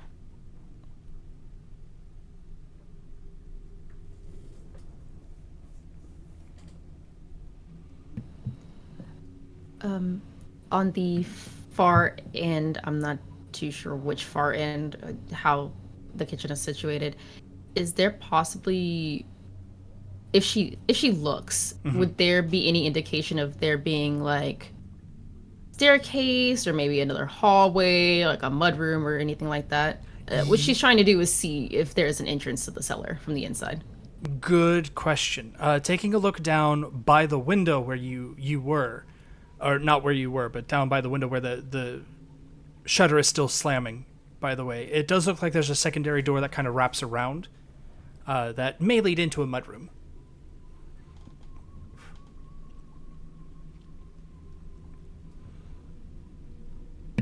And is that on the opposite side of the stove? Yes, yeah, it's on the opposite end of the gas cans. Okay. Yeah, she is gonna risk it and go and see if that might lead to another entrance to the cellar instead of going outside. Yeah. So as you make your way over, you don't expect, the tiles sound a little loose underfoot, but there's nothing serious that happens. You make your way over, you push open the door gently, and you find that it is a mudroom. This actually is the first time you've seen any sign of actual habitation of humans besides the gas cans or the traps. There are a couple of coats in here. They are spattered with mud. There's also 2 pairs of working overalls and 2 pairs of galoshes. Is the mud recent or is there dry? It looks dry. So it's not fairly recent. If they could have been here for a while now. She's gonna call back to Venus. Well, definitely someone's been living here. They've left their work clothes in the mudroom. Do you remember these cans when you looked in here the first time? No, I'm not entirely aware. I mean, you really weren't looking in that direction, so you were more focused on the slamming sound of the window, which is on the opposite end of the room. So it makes sense you would have missed them. In your mind, you're like, yeah, that makes sense. I missed them. Mm-hmm.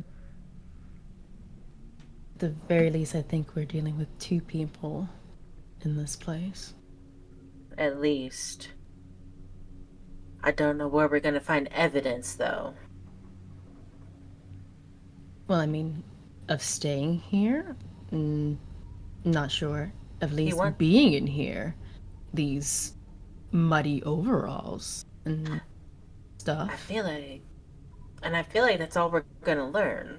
He wants to know if this man had anything to do with this poor woman dying. I don't know what he's expecting to have put down. A deed? Here, I killed that white little girl? No. At the very most, we have evidence of squatting. Squatting and smelly ass gas and weird interior decorating. And booby trapping. Give me real quick, the two of you. Give me a just for the heck of it, a law check.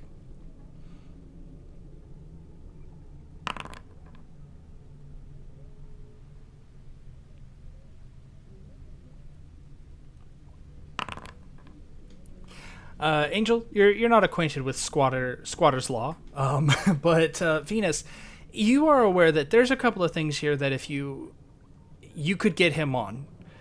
You've worked enough with people who are good at covering up their misdeeds. Like you've been on the receiving end of that. If you can't get them for one thing, then get them for where they slip up elsewhere. So if there was a suspicion that he, in fact, was involved with the murder of this girl, he may have covered his tracks there, but that doesn't mean that he can avoid jail time. There are other ways to get him. And you're kind of now realizing you're racking up a little laundry list of things that you could take to Chief Redgrave and say this is the kind of stuff that he's in. Destruction of property if he is squatting. There's possible attempts at, like, not attempts, but the possibility of manslaughter if one of these booby traps went off, and it killed somebody. Like there's a couple of things that you could get them on. And when she says squatting, she tilts her head and she goes, "You got a point."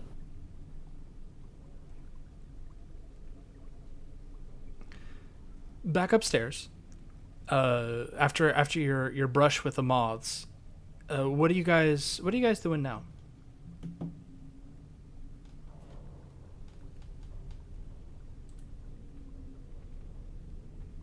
In the room with where the sledgehammer was rigged up, is there any other indication of a way out or a place somebody could be hiding or anything like that? I mean, that was in the hallway. It actually opened into the hallway, so you can see from where you are the staircase, the main staircase down to the ground floor. You can see that from here. You can also see across the way to the other side of the house, the other wing. All of that is visible from where you're at. Okay. In that case, I think...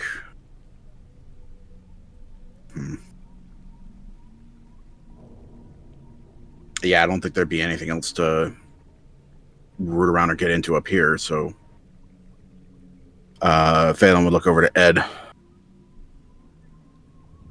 Can you think of anything else to do up here, or... Should I back down? Join the ladies. Unless there's an attic space, I suppose we should go back downstairs. Phelan will look around just to double check. Does he see anything like an attic access up here? Both of you can give me a spot hidden if you'd like. Okay, absolutely.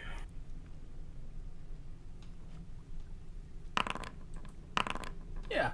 You can actually see that there is attic access, not on this wing, but across the way on the other wing. So you'd go over to the landing to where the main staircase is, cross up, and that is where the attic space is. There's actually, from where you're standing, you can see a hook on a stick that would be used to reach up and pull down the attic door.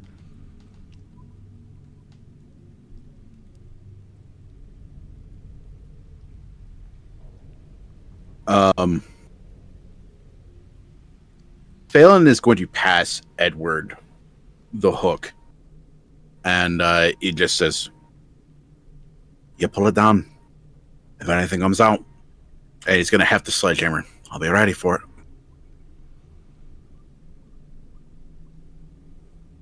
And Edward will hook the drop-down door thingy.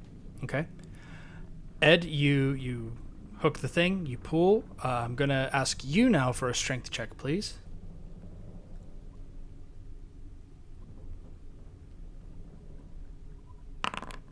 Okay. As you pull, it is a very stiff sort of job, and it feels almost like the door is wedged, probably from weather and heat and humidity causing the wood to expand.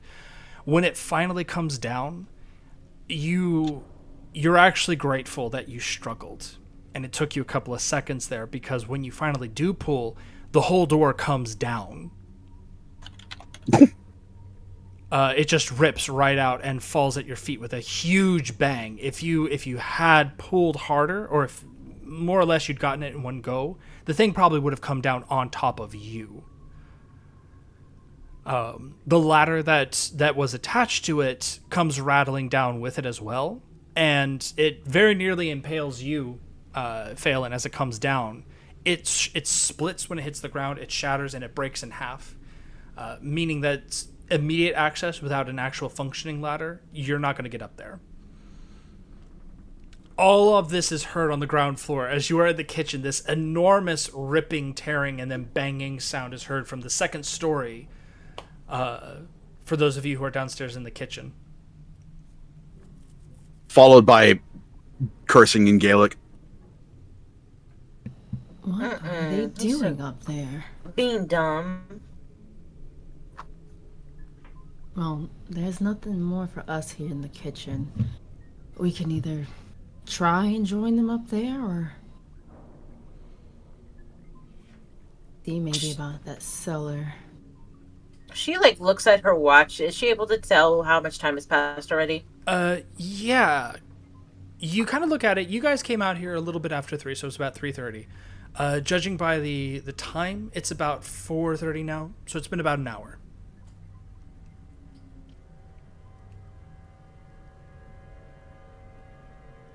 We can try the cellar, but we're already down 1 hour. With no clue on when they're going to come back.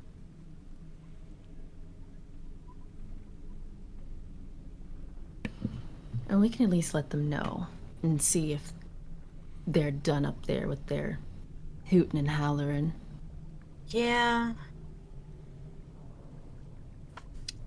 It's a good idea. Let's wait for them little crackers to come back downstairs. Okay, so she's gonna leave the kitchen to go towards the stairway just to call up again to be like, "You boys okay up there?" Yeah, it's grand. The place is only falling down around our ears. Found the attic, though. Well, what's in the attic? That's the trouble. That was a ladder crashing down. I mean, if you have some good upper body strength, I got rope. Maybe you can climb up there. Otherwise, me and Venus are gonna check the cellar, unless you two wanna give up on that. As a reminder, Edward, the cellar entrance is outside and it is padlocked.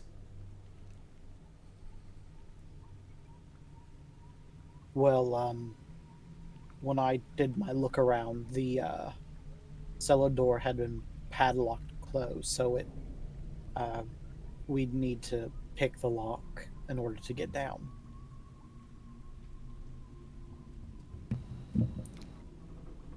In the right. We should try, but Ed, you think it could give me a boost? Want to at least take a peek in the attic, see what's up there? I Just could try, but I'm gonna go ahead and put this here, Ed. Your strength is 40, and his what is your size again? 65. Okay, give me just a second, because we're gonna do something special for this roll. It'll be a 1d100, but this is gonna be a little different. So 40 plus. Oh, wait a second. Mm-hmm. Can we kind of like stand the ladder up and he can hold it while I climb the ladder? It is broken in 2 places. Oh, okay. Yeah. So Ed, instead of doing the standard strength check, what I would actually ask for you to do this time is roll just a plain 1d100. You need to roll below 53 if you want to successfully push him up there.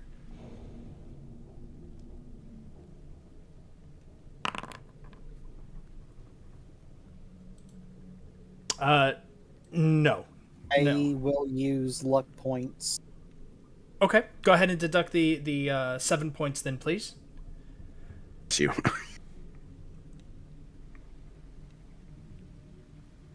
Yeah, you get a foot in the face there as the shoe kind of kicks. Phelan's kind of like struggling to get up there, but you finally shove him up there. Phelan, you heft yourself up into this space, and you are greeted by the horrible smell of moldy everything and dusty everything. It's almost choking when you first climb up here. And as you look around, you are then greeted by the sight of being surrounded by shapes, all manner of shapes, all of them covered in very dingy gray, what may have been white at some point, fabric. Squat, tall, elongated, broad. Some things are not covered. There's a couple of spinning wheels over in the corner of indeterminate age and usability. There's some trunks up here. All the way at the far end is the only source of light that is coming into this attic, and that is from a single window, round window at the very back, making it very dim in here indeed, especially with the thunderstorm. Above you, you can hear the fall of the rain and the occasional plop of water leaking through from the ceiling.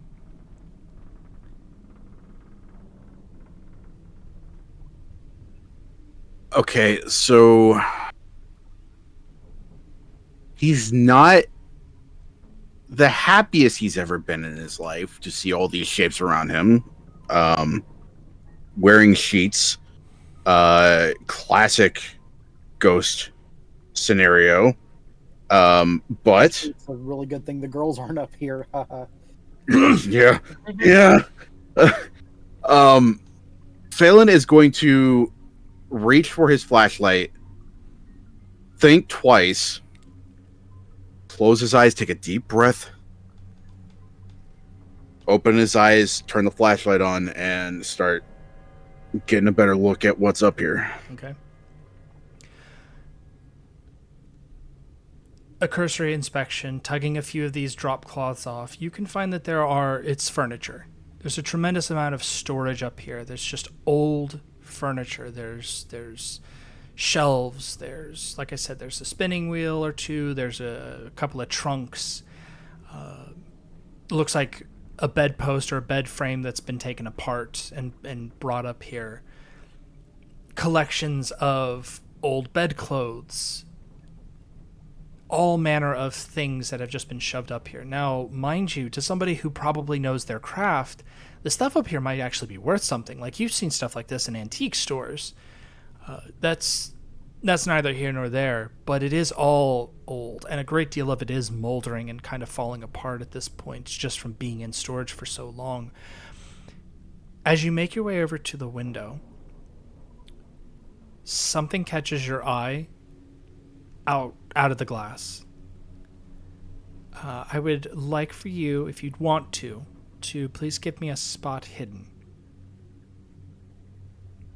Absolutely.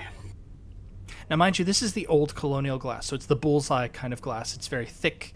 It's not the easiest to look through. It lets light in, but it doesn't really let you see outside of it very well. No. Okay. As you walk past the window and kind of do your inspection, you catch out of the corner of your eye something in the glass or outside of the glass. It looks like almost like a face. He'll kind of stutter step and double take to look where he thought he saw that face. Okay. You look back and you see there is something that looks like a face there. In the glass, looking back at you.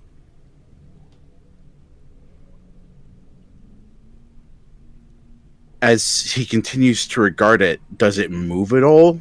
Or is it just like some weird shape, trick of the light that looks like a face? At this proximity, you cannot tell. If you had rolled a better spot hidden, I might have let it.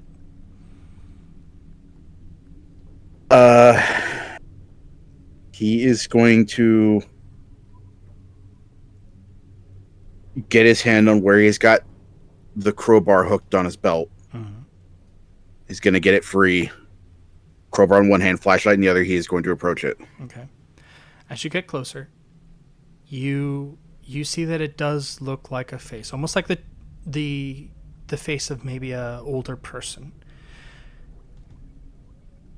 Close enough to examine it. The face is not looking necessarily at you, and it starts to look like it is a trick of the light. Because again, the glass itself is misshapen. It is the way it's fashioned and functions. It's just a distortion. Go ahead, give me a hard education roll, please. Okay. You know what? I'll give it to you because you're 1 point off. You remember hearing stories in Ireland. There's folk stories about this where people who look outside of windows long enough, old wives' tale says that their face almost becomes kind of a fixture of the glass. You know, if they spent decades staring out of a window, eventually the glass takes on kind of their face a little bit, almost like an impression. I don't know how much stock Phelan would have put into it, but that kind of seems like if this is something odd or strange, then that's what this is. If not, it's just a trick of the light, the way that the light's bending on this bullseye glass where it is rippling and it is distorted, and it just happens to make it look like a emotionless face staring back at you or out of the window, depending on the story and the perspective. Okay, so when he realizes it's not somebody looking in, he kind of lets out a breath, relaxes a little bit, and then he remembers those stories. And he didn't put much stock in them growing up, but in the moment when he thinks about it, he does look around to see if anybody, corporeal or otherwise, is looking at that spot with him. As you turn around and look, you don't see anything that looks like a person. You do see a rocking chair that's not too far from where you're seated or standing at this point. The rocking chair is just kind of over in the corner. It's by the window, but it's not near it. And as you look at it, slowly begins to rock just a little bit.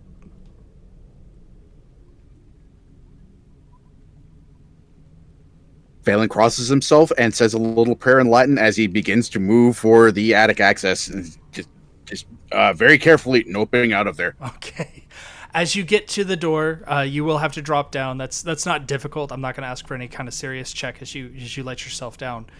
But yeah, down on the ground floor, this all happens within the span of about, I would say, 5-10 minutes. So on the ground floor, you hear them go quiet again. You are aware that you have to go outside at this point to go check the cellar door. But before we do anything else, we're going to take our break here because we went a little over our usual break spot. We're going to take our break here. 10 minutes. Think about what you guys want to do, how you're going to invade the cellar. If you do, think about the other things you've experienced in the house, and we will reconvene in 10.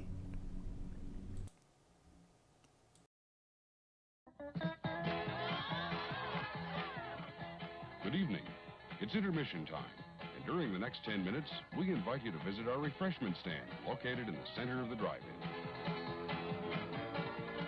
Our service is friendly and quick. You'll find hot dogs, hamburgers, pizza, your favorite candies, hot and cold beverages, and other delicious snacks. So add to your fun of watching the movie. Visit our refreshment stand right now during our 10-minute intermission. We're glad to have you with us tonight. We hope you'll come to see us often. It's great to get out to the movies.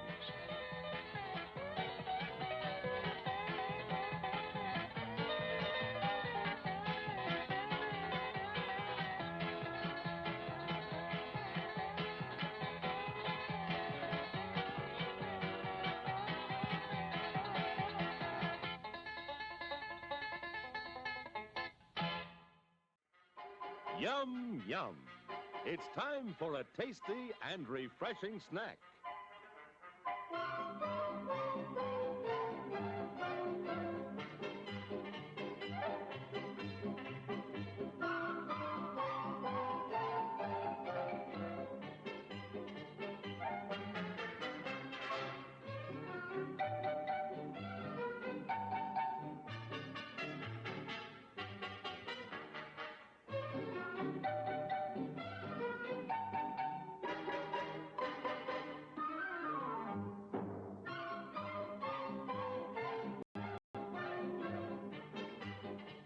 We promise to satisfy your hunger, your thirst, your sweet tooth. So visit our refreshment center now. Let's go! Here's a new taste treat. The corn dog. Plump, juicy wieners are dipped in a thick, golden Southern-style corn batter that seals in all their freshness and flavor. If you like hot dogs, you'll love corn dogs. Everybody does.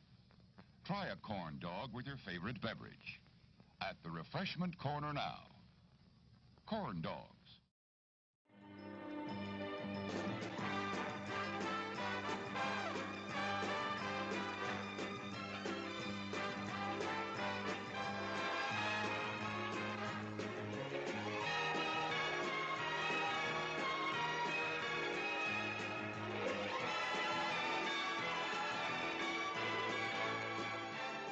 It's refreshment time, folks. Taste that beats the others cold. Pepsi pours it on. Taste that beats the others cold. Pepsi pours it on. Yum, yum. It's a meal in itself. Our all-meat super dog. Enjoy one now. As everyone knows, rainbows usually have a treasure at the end. Let's follow this one and see if we can find the pot of gold.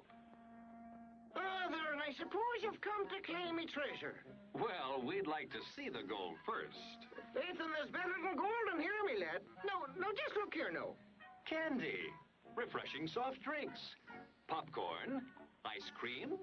Well, that's some treasure, but anyone can buy luscious treats like these at the snack bar. You don't tell me. Do you suppose you could get me a job as a snack bar attendant?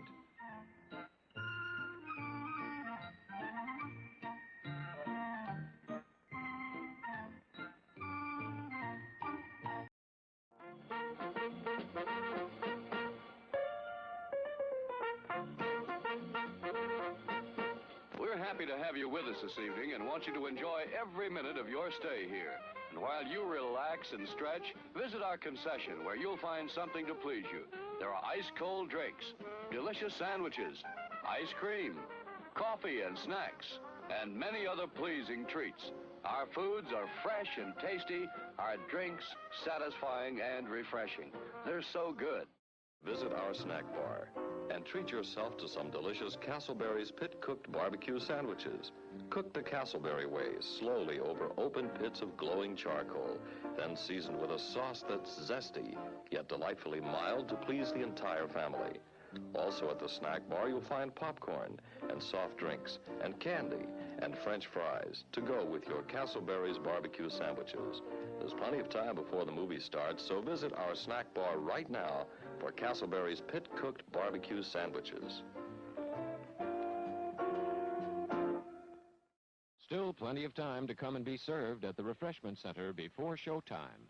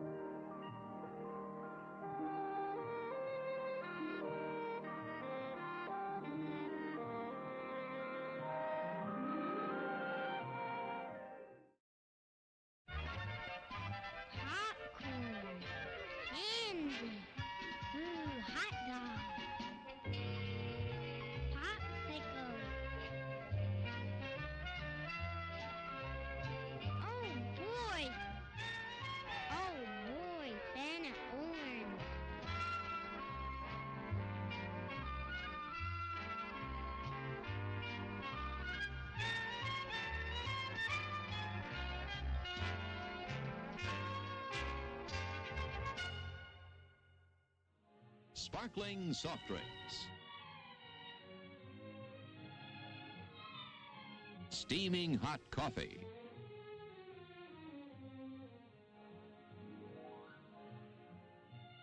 Steamed or grilled hot dogs.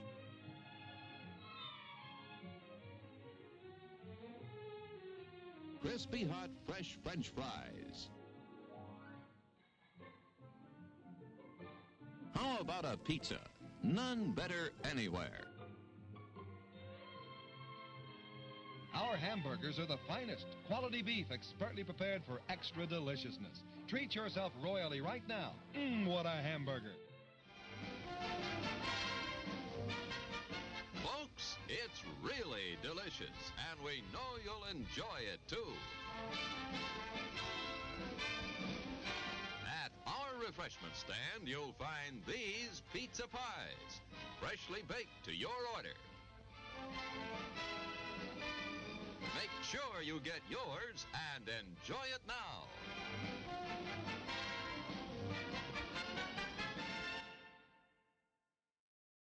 What is it? Say, what is it? Hey, why, it's Buttercup. Popcorn and sweet cream butter, too hot popcorn. Mix it up, wrap it up, Buttercup is born.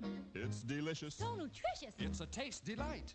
It's so munchy, crisp and crunchy. You'll enjoy each bite. Eat butter-drenched Buttercup popcorn at its best. Served in a king-size cup.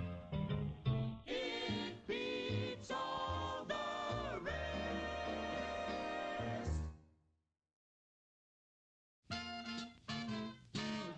Ice cream bars. It's the handy way to enjoy smooth, rich, creamy ice cream. Get some.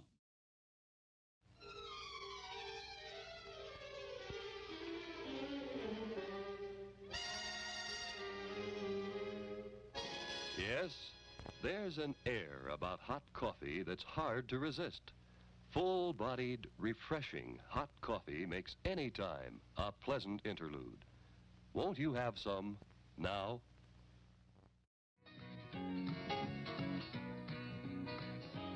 We're now just 1 minute away from the beginning of our next feature. For your convenience, our refreshment stand will remain open after the feature begins, so you still have time to add to the fun of watching the movie. Before we begin our next feature, we'd like to remind you to replace your speaker before leaving the theater. If it is accidentally damaged, please notify someone at the refreshment stand. Again, thank you for coming out to the drive-in tonight. As you leave, please drive carefully and come back soon.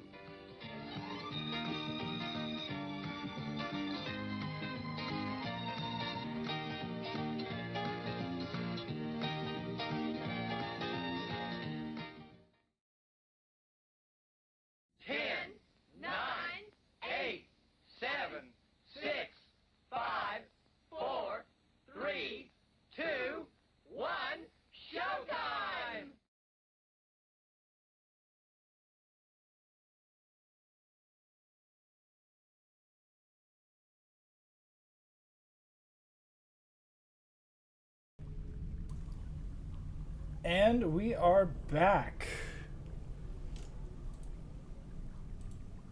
There we go. Everything is back in order. Everybody's here. We're all having a good time. Yes, yes, yes.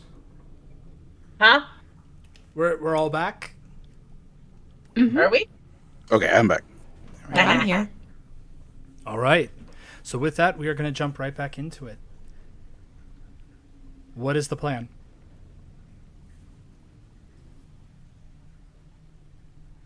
After getting down from the attic and I think hustling Ed away from the attic towards the servants' staircase. Just muttering, all right, there's nothing up there we need to worry about. There's nothing up there that is at all relevant to what we're doing. Let's go rejoin the ladies. Okay. So yeah, you make your way back to the service staircase. As you're coming down, you are greeted by that hollow sound underfoot again.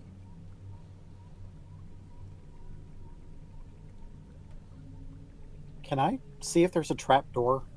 Sure. Yeah, go ahead and give me a spot hidden, please.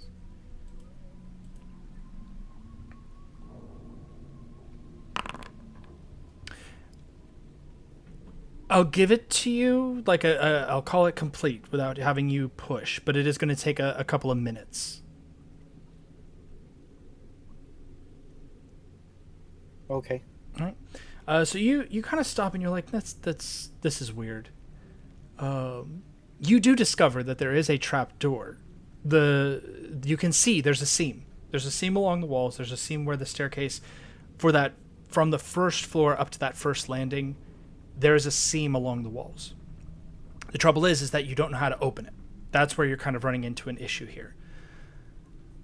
Those of you on the ground floor, you kind of stop and you realize Ed has paused and is actively looking at this staircase now, like he's scrutinizing it.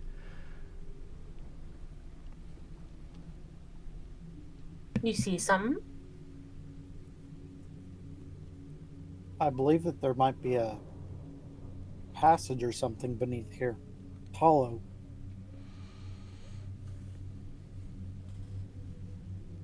I just don't see how it opens. Well, I've got tool case right here. And he kind of holds up the sledgehammer and crowbar. How'd you get that? Well, I brought this with me, and I found this upstairs. Upstairs? It was a part of one of the booby traps we mentioned. Mm-hmm. Oh. We found gas in the other room. We also found some muddy clothes. And an opened shutter door. I think some of the shutters are broken in this place, just like the windows. Worst comes to worst. Could charge for anyone here for squatting. It's certainly not up to code. Like, nope. People, this house should be condemned at this point. Yeah. So what are you guys gonna do? You can now that he's made you aware of it, you can all attempt to spot hidden to see if you can find the way to open this, or if you want to, you can just try to smash your way through. Yeah, Phelan's gonna try and take a look as well. Okay. Why? Jeez. Okay. Venus, you kind of have that moment where you're looking over their shoulders and you're trying to get a good look at this. Architecture is not your forte. As a matter of fact, this type of activity is not your usual forte. Like breaking and entering on occasion, sure, but this is actively going through like the finer points. Normally, your breaking and entering does not involve finer points. So it's a little bit different. But as you guys are kind of looking here, you do see the latch where it's underneath the first step. It's very subtle, but it is in fact a place just enough to fit your fingers under, and it's dark. That's why you didn't see it at first. When you shine a flashlight on it, you can see it. To kind of describe, on the base step, it's just a little cutout, like half moon circle thing. Like I said, subtle enough that if light is not shining on it, you'd never see it. Even in broad daylight, you probably would not see it. But it is enough to fit your fingers under there, grasp, and lift. Is it possible to do that with the end of a crowbar? Theoretically, yeah. Okay. She's gonna ask Phelan for the crowbar, and then I just attempt to open it. Okay. Phelan is going to look up at the spot above them, just to make sure there's nothing hanging up there before he hands her the crowbar. No, there's nothing hanging up there. Okay. There is not enough room for anything to hang. Remember, this is opening into that low ceiling where you had to duck. Yeah. So as you slip the crowbar in there, kind of hook it underneath the stairs, you pull up, it lifts. It is a very smooth lift. There's no resistance here. There's no creaking, nothing, as it just lifts right up. Very much like a storm door would, and goes up against the wall. You can see now underneath there's a rope. It's not a large one. It's just enough to be attached to the inside of the stair that you can lift up and actually wrap around one of the beams in the staircase, this servant staircase, to prop open this stair entirely. Inside of this space, though, underneath, there is the rush of cool air that comes from a place underground, and a ladder.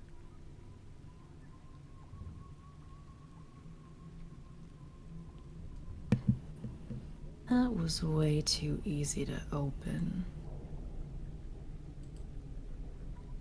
Is there a way to tell if this is a more recent addition to the house? Yes. Tell you what, give me an intelligence check. Okay.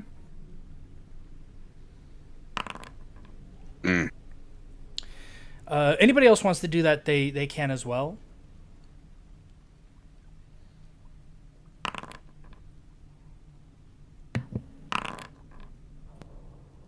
Okay, Venus and Ed, the two of you, Edward, your first thought is, how can I tell? Well, it opened up very smooth and clean hinges. Hinges are always a great indicator for that kind of thing.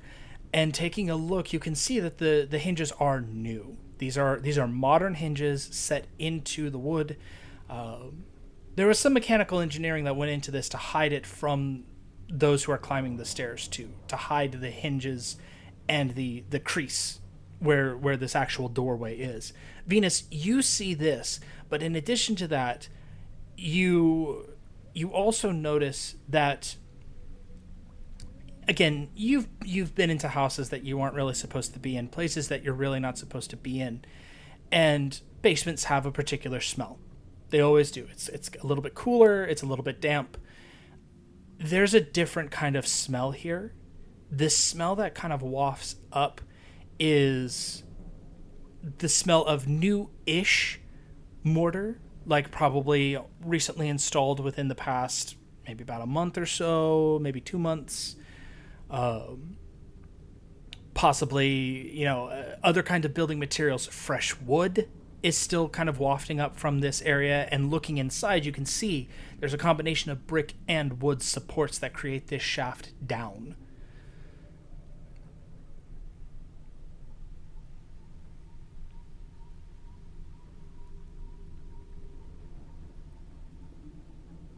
This would be it.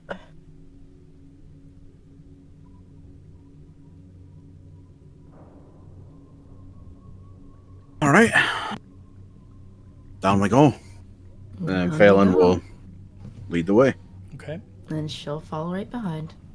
Making your way down the stairs, or down the ladder, you find yourself entering into... It is strange, because it almost feels like you're in another portion of the house.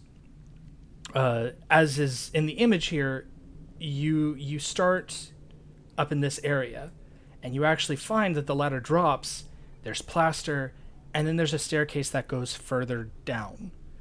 There's 2 doors. By your estimation, you should be level with the cellar, give or take at this point.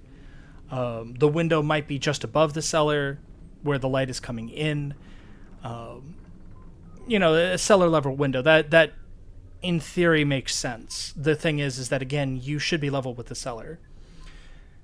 Coming down the stairs, you see that there is a doorway over here, and then there is in fact a door that goes underneath the stairs.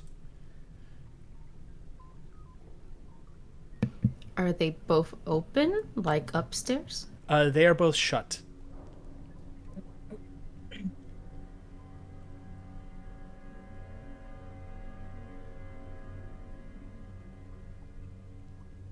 She's gonna take a peek in this door. So, can she test if it swings out or swings towards her? It doesn't do either. As you try to open it, it remains in place.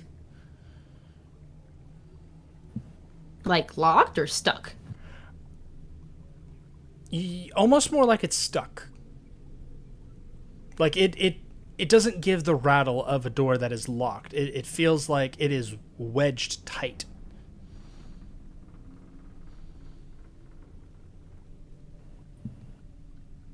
Nah, she's not gonna mess with that one. She's gonna try the other door. All right. So as you go over to the other door, you open it. It does open into another ladder that continues further down.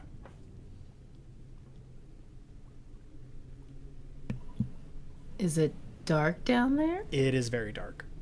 Ooh, gonna use the flashlight. What's down there? Okay, so shining it down, you see that there is a ladder going down. This ladder is older. It is made out of wood. It looks like it'll support you. It's not rotting, but it does look older.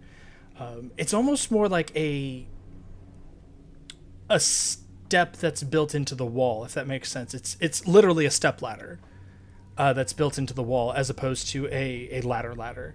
So you would have to climb down like you were climbing down a ladder. However, there is one thing that actually gives you comfort. As you shine the flashlight down there, you realize there is electricity here. It's wired for electricity.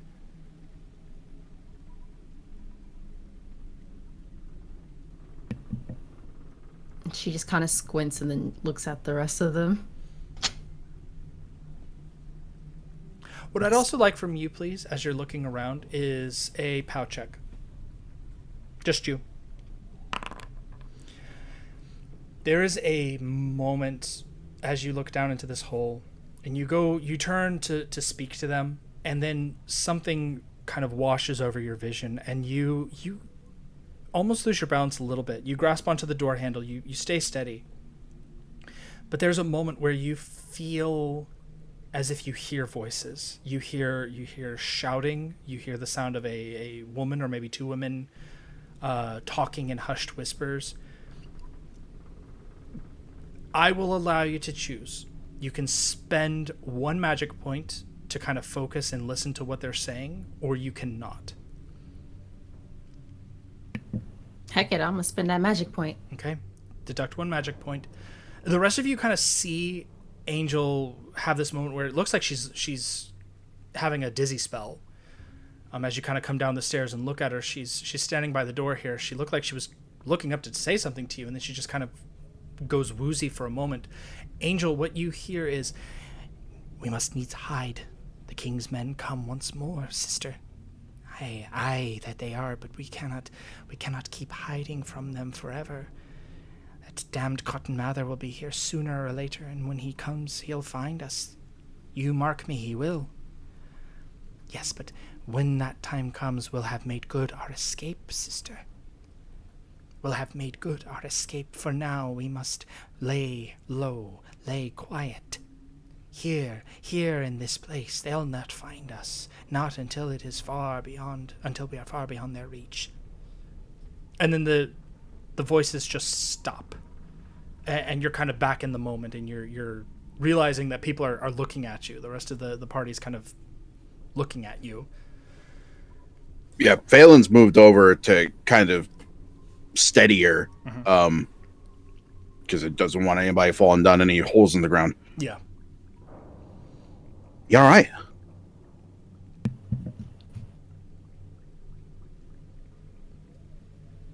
I think so. I heard, I think, shouting and whispering between women. I think they were hiding from something or someone, and they were hiding in here. They were trying to escape, but until they're able to, I think they were staying here. I'm not sure why. I would like for you, as you're saying it out loud, I would like for you to give me, Angel, your choice. If you take education, it's going to be a little less detailed, but I will also allow you to use either an occult roll or a history roll for a more complete understanding of possibly what you just heard.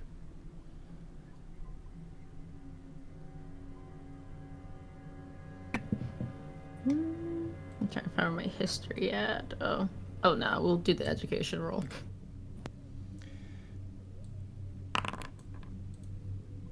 Ooh, very good. So listening to the way they're talking, the way that they're describing it, it doesn't quite hit you the same way it would hit somebody like, say, Edward. Edward, from a historical perspective, might see this differently. To you, what it reminds you of is back home, even further south necessarily than where you're from, meetings would go on. People would get together and they would celebrate or take part in religions and festivals and other sorts of gatherings that are not approved of by the majority. And those things would have to be done in secret. You don't know what these two women were talking about in terms of perhaps what religion they celebrated or what they were doing, but that tone is universal. The tone of people who are doing something that they know that they could be arrested for, but have to do it anyway, because it's something that is driven by faith. That is the sensation you're getting here. It reminds you of those stories that you've heard from your grandmother, from, aunts and uncles who have also taken part in perhaps some activities that the majority of the South and the people who live there may or may not have approved of. Edward, I would like for you to go ahead and give me a history check.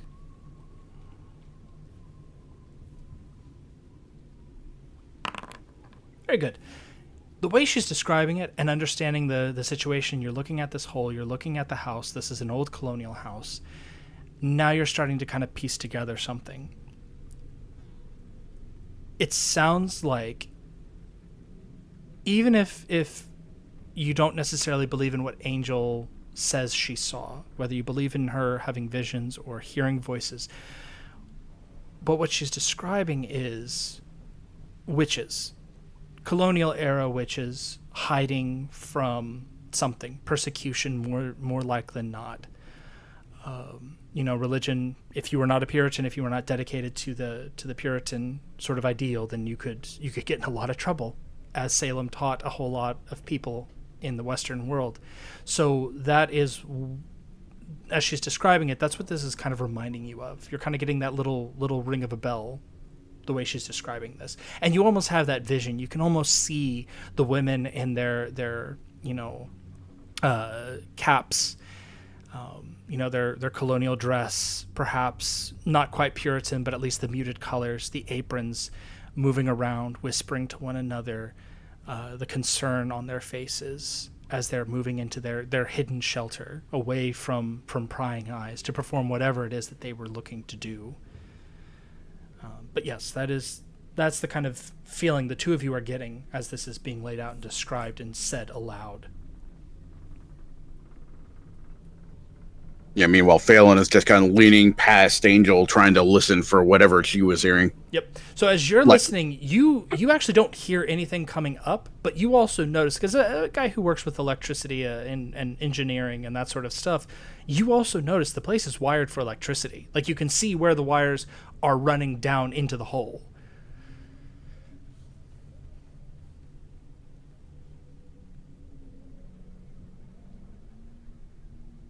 Someone wired this place up.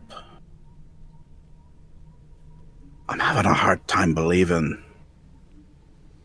St. John and his man Kleinhardt did all this themselves.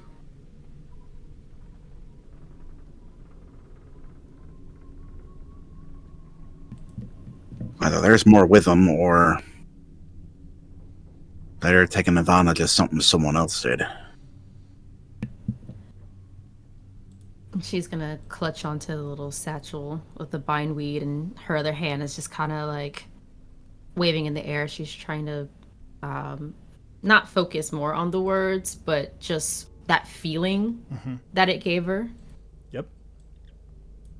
So this house has been here. It's old. This place, this part of the house has been new. And they've been running from something. They are trying to escape from something. If this is where that man has been staying, and if they did this, I don't think anything good is gonna come out of staying in here.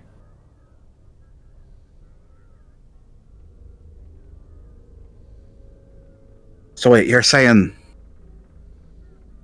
there were girls down here? They were running and hiding from St. John? Them, maybe even more. To clarify, when they talked, and I didn't do a great job of kind of displaying it, the manner in which they spoke was vaguely archaic. It sounded yield English. It kind of had that timbre to it. In addition, you heard them mention the King's Men. Is very specifically who they said that they were hiding from, were the King's Men. She shakes her head. No, they are far older than us. The King's Men were after them, so far beyond our years, but what if they found something in here?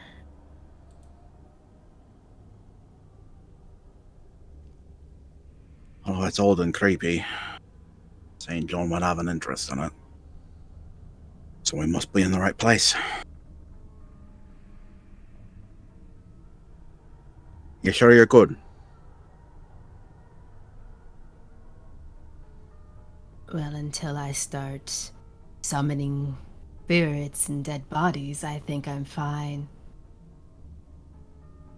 Phelan looks up at that and suppresses a shudder before shaking his head.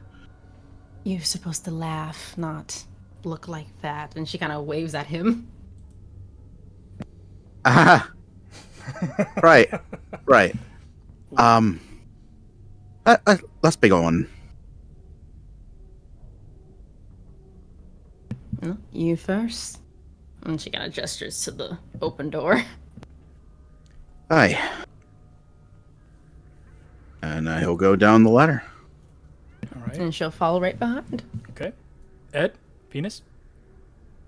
Venus actually never went down there. She'd been keeping watch. Oh, okay, so you're still up at the top. Mm-hmm. Okay, sounds good. Ed, what are you doing?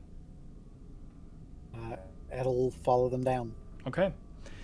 As you are climbing down, you feel the brush of more cobwebs against your faces. I'm gonna ask this question. It doesn't really come up a whole lot, but it's because I don't know how she styles her hair. How is Angel's hair? Like, how is she wearing it? She'll probably have them in like braids. She Okay. won't have her fro out. Yeah, I'd imagine not for exploration in a dirty old house. So thankfully you're avoiding getting anything in your hair. But you make your way down. I'll ask if anybody wants to. I doubt anybody will get it, but if anybody wants to, give me a geology roll.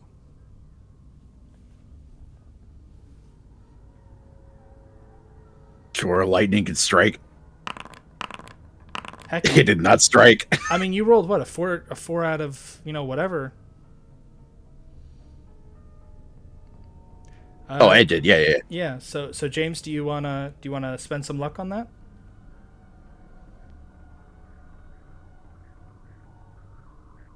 Yeah, why not? Okay. As you make your way down, the brick turns into more of like a dirt, a little bit of dirt mixed in here. You clamber down this ladder and you pause for a moment, Edward, as you look and you kind of have this brief glimpse where you realize this was not dug down. All the signs of digging are from up.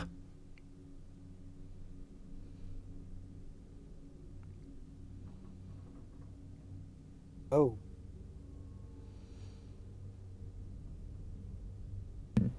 Oh. I'm not truly an expert in these matters, but from the way this looks, It appears as if this tunnel was dug from down to up, not normally up to down. I'm sorry, come again? This tunnel was dug the wrong way round? So people were coming up, not digging down. Correct, they were digging up. There's a brief moment where like when Ed started talking, Phelan stopped climbing down. But there's a brief moment where Phelan will sniff the air, expecting like rotten eggs or something. But he's gonna start thinking about it. So somebody tunneled in from somewhere else. That is what it appears. I would like from all of you, please, a sanity check. Oh no. She upstairs. She mind her business. Oh, damn it! No! I was so close. Once again. The two of you have that moment when you realize what you're discussing, Edward and Phelan. It's only 1 point of sanity. But you both lose 1 point of sanity as you realize the implications here. So, because this is a deep hole. Somebody digging their way up, if this is as old as Angel says it is, that means that something or someone from at least the colonial era, so that's approximately 300 years back, 200, give or take 200 at this point, I'm sorry, about 200 years ago, managed to dig a hole that appears to be about 50 feet or so deep, up, tunneled up.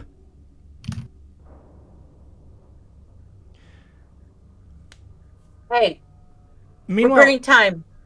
Venus, would you be so kind as to please give me a listen check? Can't be playing Nancy Drew down here all the time. We need to go. Would you get the fuck down here? No, we need to go. It's been over an hour. She is far above you guys at this point. Like, you are halfway down this ladder. It's about, at this point, it's 25 feet plus another, I would say about maybe another 10, 15 feet. So you're almost 50 feet below her, and she was at ground level. You cannot have this conversation, I'm afraid. But so far, Venus, you don't hear anything. Thankfully, you can see out the windows. You can see out the windows. There's nobody coming up the drive. There's no sign of anybody. You still hear the banging from the shutter outside. So, since she can't have a conversation, though, she stomps once on her boot on the ground to have reverberate. Yep. Tell you what, everybody else, give me a listen check, but it is going to be hard. Nah, I ain't hear that. Nope. None of them hear that. There's no response, Venus, as you stomp your boot. And give me an intelligence check, Venus. I'm gonna be honest. Even if we heard like one boot stomp after all of that banging around upstairs, like that's not gonna get a response. Woo. Venus, you realize for the first time in a very long time, at least since the mall, you are completely alone right now. Where she been knew that? They can't seem to hear you. None of your people are around to help you. And if something happens, you probably will be without any kind of help. As the rain continues to fall outside, there's a crack of thunder. Go ahead. You were saying? She sucks on her teeth as she's trying to like weigh the options. Mm-hmm. Meanwhile, down below, Phelan, you are the first to hit the floor, of course. You were the first to go down. Your shoes touch concrete. Concrete and tiling. You feel your elbow kind of brush against a light switch on the wall. Because it is dark down here.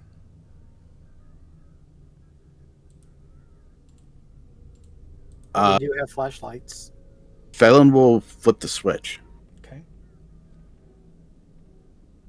As you drop down, you look around. It is very dark. It is the echo of footsteps. And there's that brief moment. There's a click, and then the lights flicker on.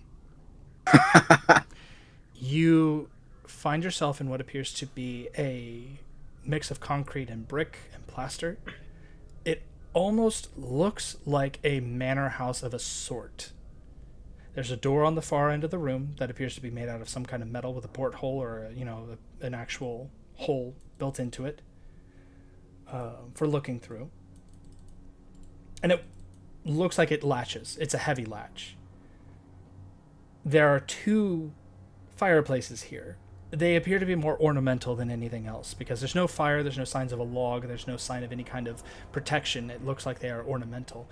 Decorated across the mantle of one of these fireplaces is a number of urns. In addition to that, you also see that the place is set out with various other sort of old pieces. There's gratings, there are portions of stone that are propped up and stacked in various manners, and various sort of arrangements. The 2 of you climb down as well. You see the light coming down, and you are able to drop without any kind of issue. As you examine these stones, though, Phelan, you realize what they are. These are tombstones. Some of them are older, some of them are newer, some of them are footstones, which is the stone that indicates where the body ends, where it's in the ground. But they are, all of them, arranged in such a way that they are almost as if they are on display.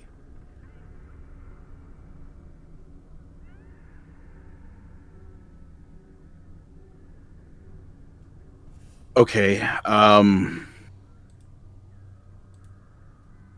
Sorry, just to make sure I know where everything is situated. These are in the walls, or are the tiles on the floor grave sites? Some of the tiles in the floor are grave markers. Okay.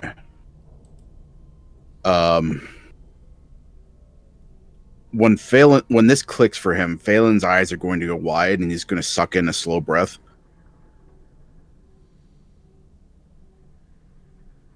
Says Mary and Joseph. Okay. This is a crypt. Where,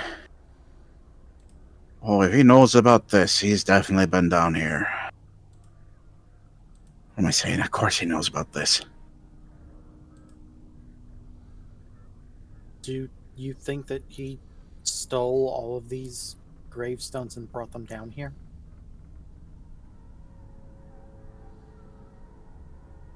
I think he would.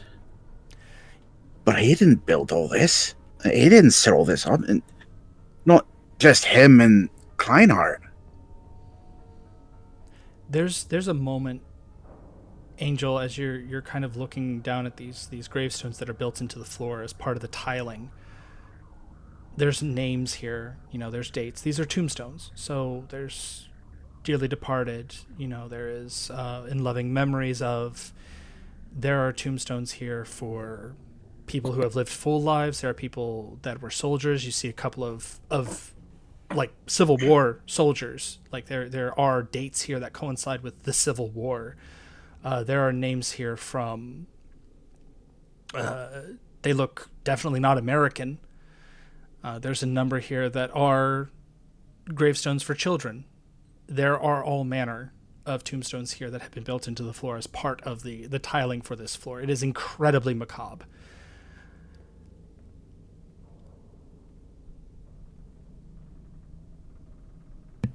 She kind of just freezes and just kind of looks at them with not a hard stare, but just like a how to describe it?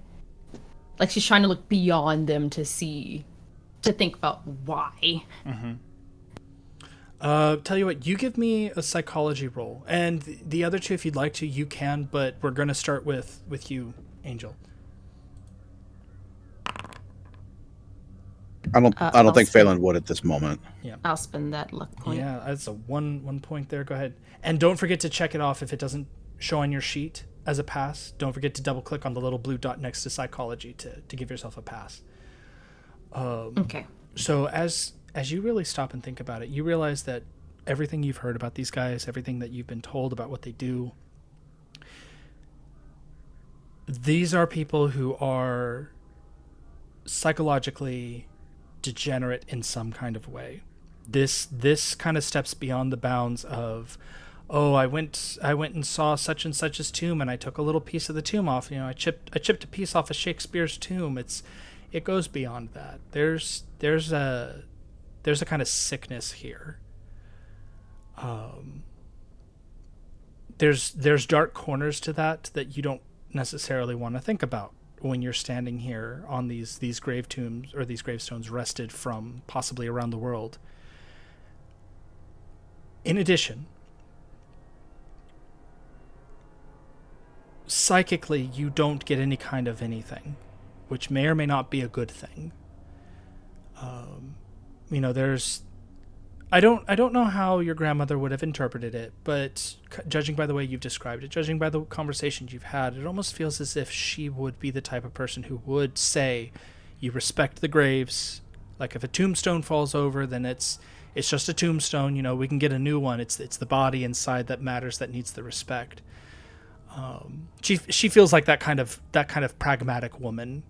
So there's that little bit of pragmatism that might show through, that these are in fact just tombstones, but there's still the pathos of these being people's markers, being stolen and used as flooring, that just leaves a very gross, like these guys, this is something that has moved beyond just stealing. This is wrong. Upstairs, Venus, as you were weighing your options, what is Venus's weighing resulted in? She wants to keep an eye on things so that they're not taken by surprise, but at this point, she probably wants to go downstairs to at least let them know that they should probably start heading out because it is getting later in the day. Mm-hmm.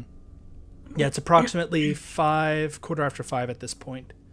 Yeah, so she'll probably move downstairs to try and let them know that they need to probably vamoose. Okay, you put your hand to the door to head down, and you hear a sound. The sharp baying of some kind of hound outside rings through the house.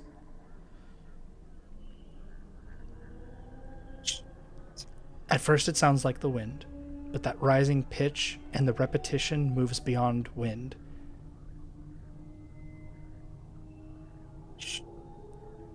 And he starts moving down the quickness. And then you hear a man scream. And the scream is just outside.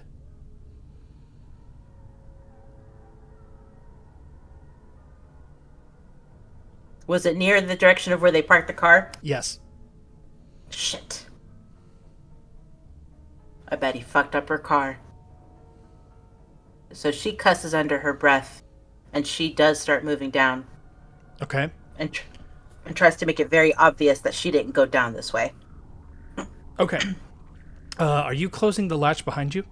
She sure is. Okay. You shut that staircase behind you, and you are clambering your way downstairs behind the rest of the party. It's going to take about a minute to get down there, but you do eventually catch up. Those of you who are downstairs, you're having this moment of realization of what you've stumbled into, this collection of charnel markers, and you hear the heavy sound of wood shutting, and then the sound of feet coming down the metal ladder behind you.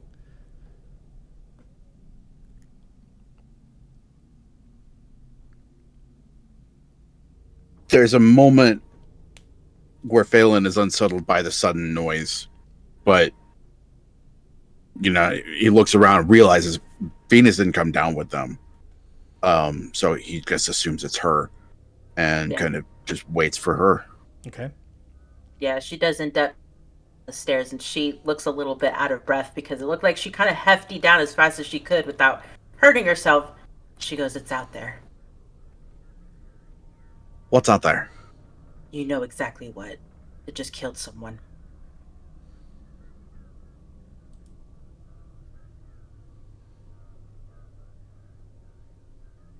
All right. I closed the latch behind us, so it's not going to be obvious. But I don't know how smart it is. Edward will go through his pack and pull out his portable radio and switch it on. Okay.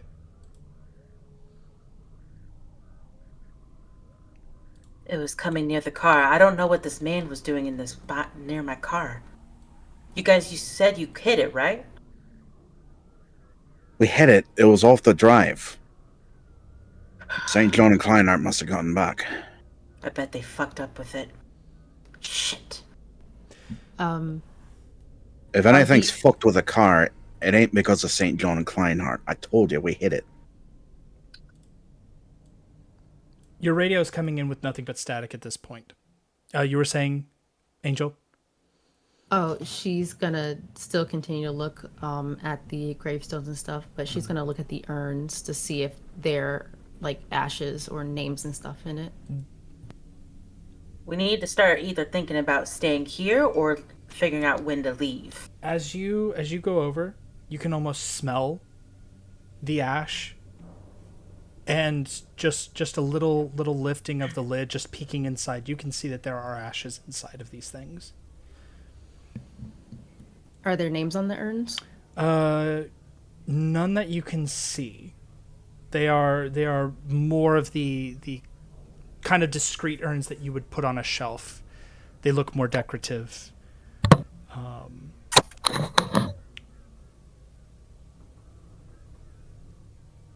As that goes on, as you kind of look over, give me a moment. There is a knock on the door that's down here with you. Oh my god. Shit. Motherfucking shit. God. I squared up so hard, about to swing. My shoulder twitched for that action. And it pretty much, Venus does the same thing, because it's a very familiar noise, and she goes, "Not fucking again." It's coming from the porthole door? Yes. Sure. She's going straight for it. Mm-hmm. Yeah, Phelan's got the crowbar up. She loaded her shotgun. Like fist, like clenching tight with her knuckles, and she's going to the door. Okay. Come on, motherfucker. Got his saber out. Who is the first one to the door? I'm going to the door first. You go up to the door. You look through the porthole. There is darkness beyond. And then there's movement. And another knock. Is the door wood or metal? I don't remember. It is metal. Okay. And then the knocking actually sounded like it was on the glass, not on the actual metal door. It sounded like it was on the glass. And then you hear whispering through the glass portion of the door. Like you can hear somebody whispering. Angel, if you want to give me a listen check, you can.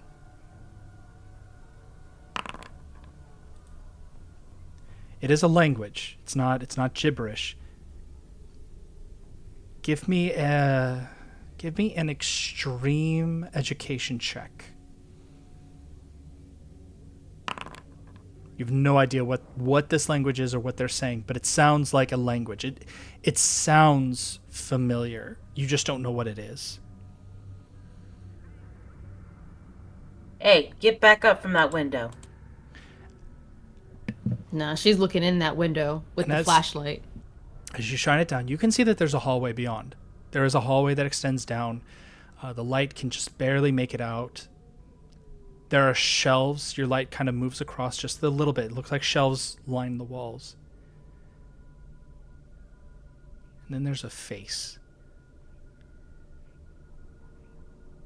that appears right in the window, right in front of your own.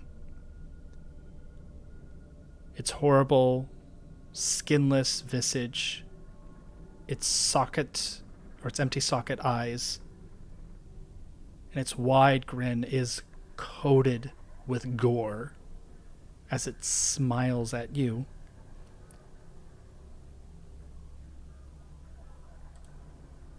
And the lights go out. I need a sanity check from you, please, Angel. And that'll be the last thing we do tonight.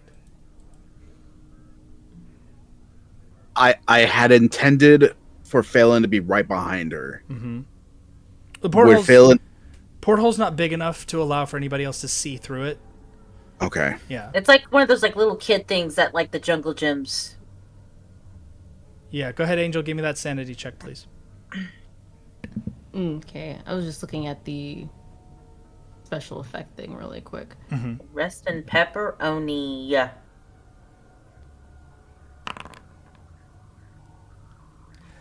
Ooh. Give me a moment.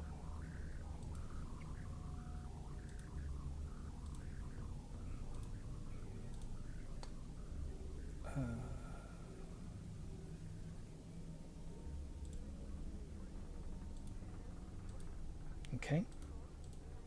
Sorry, just taking a second here to pull this.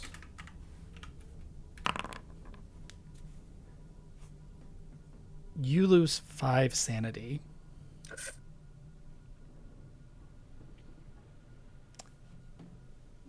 And I need you to please give me an intelligence check to avoid having a bout of madness. You want to fail this intelligence check, please. Had to do some math real quick. I was off by 3. And you said what roll? Intelligence.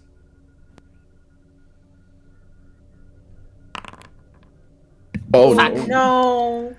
You realize what you're looking at here. This smile, this thing, this cadaverous face, the teeth that are too sharp to necessarily be human, but just flat enough to be human.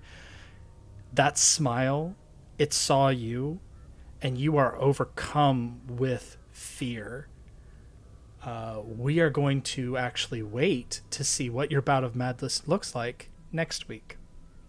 There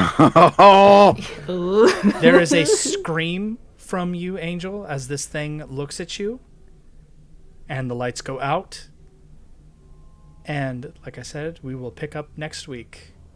Thank you all for joining us in Finches Hook, and pleasant dreams.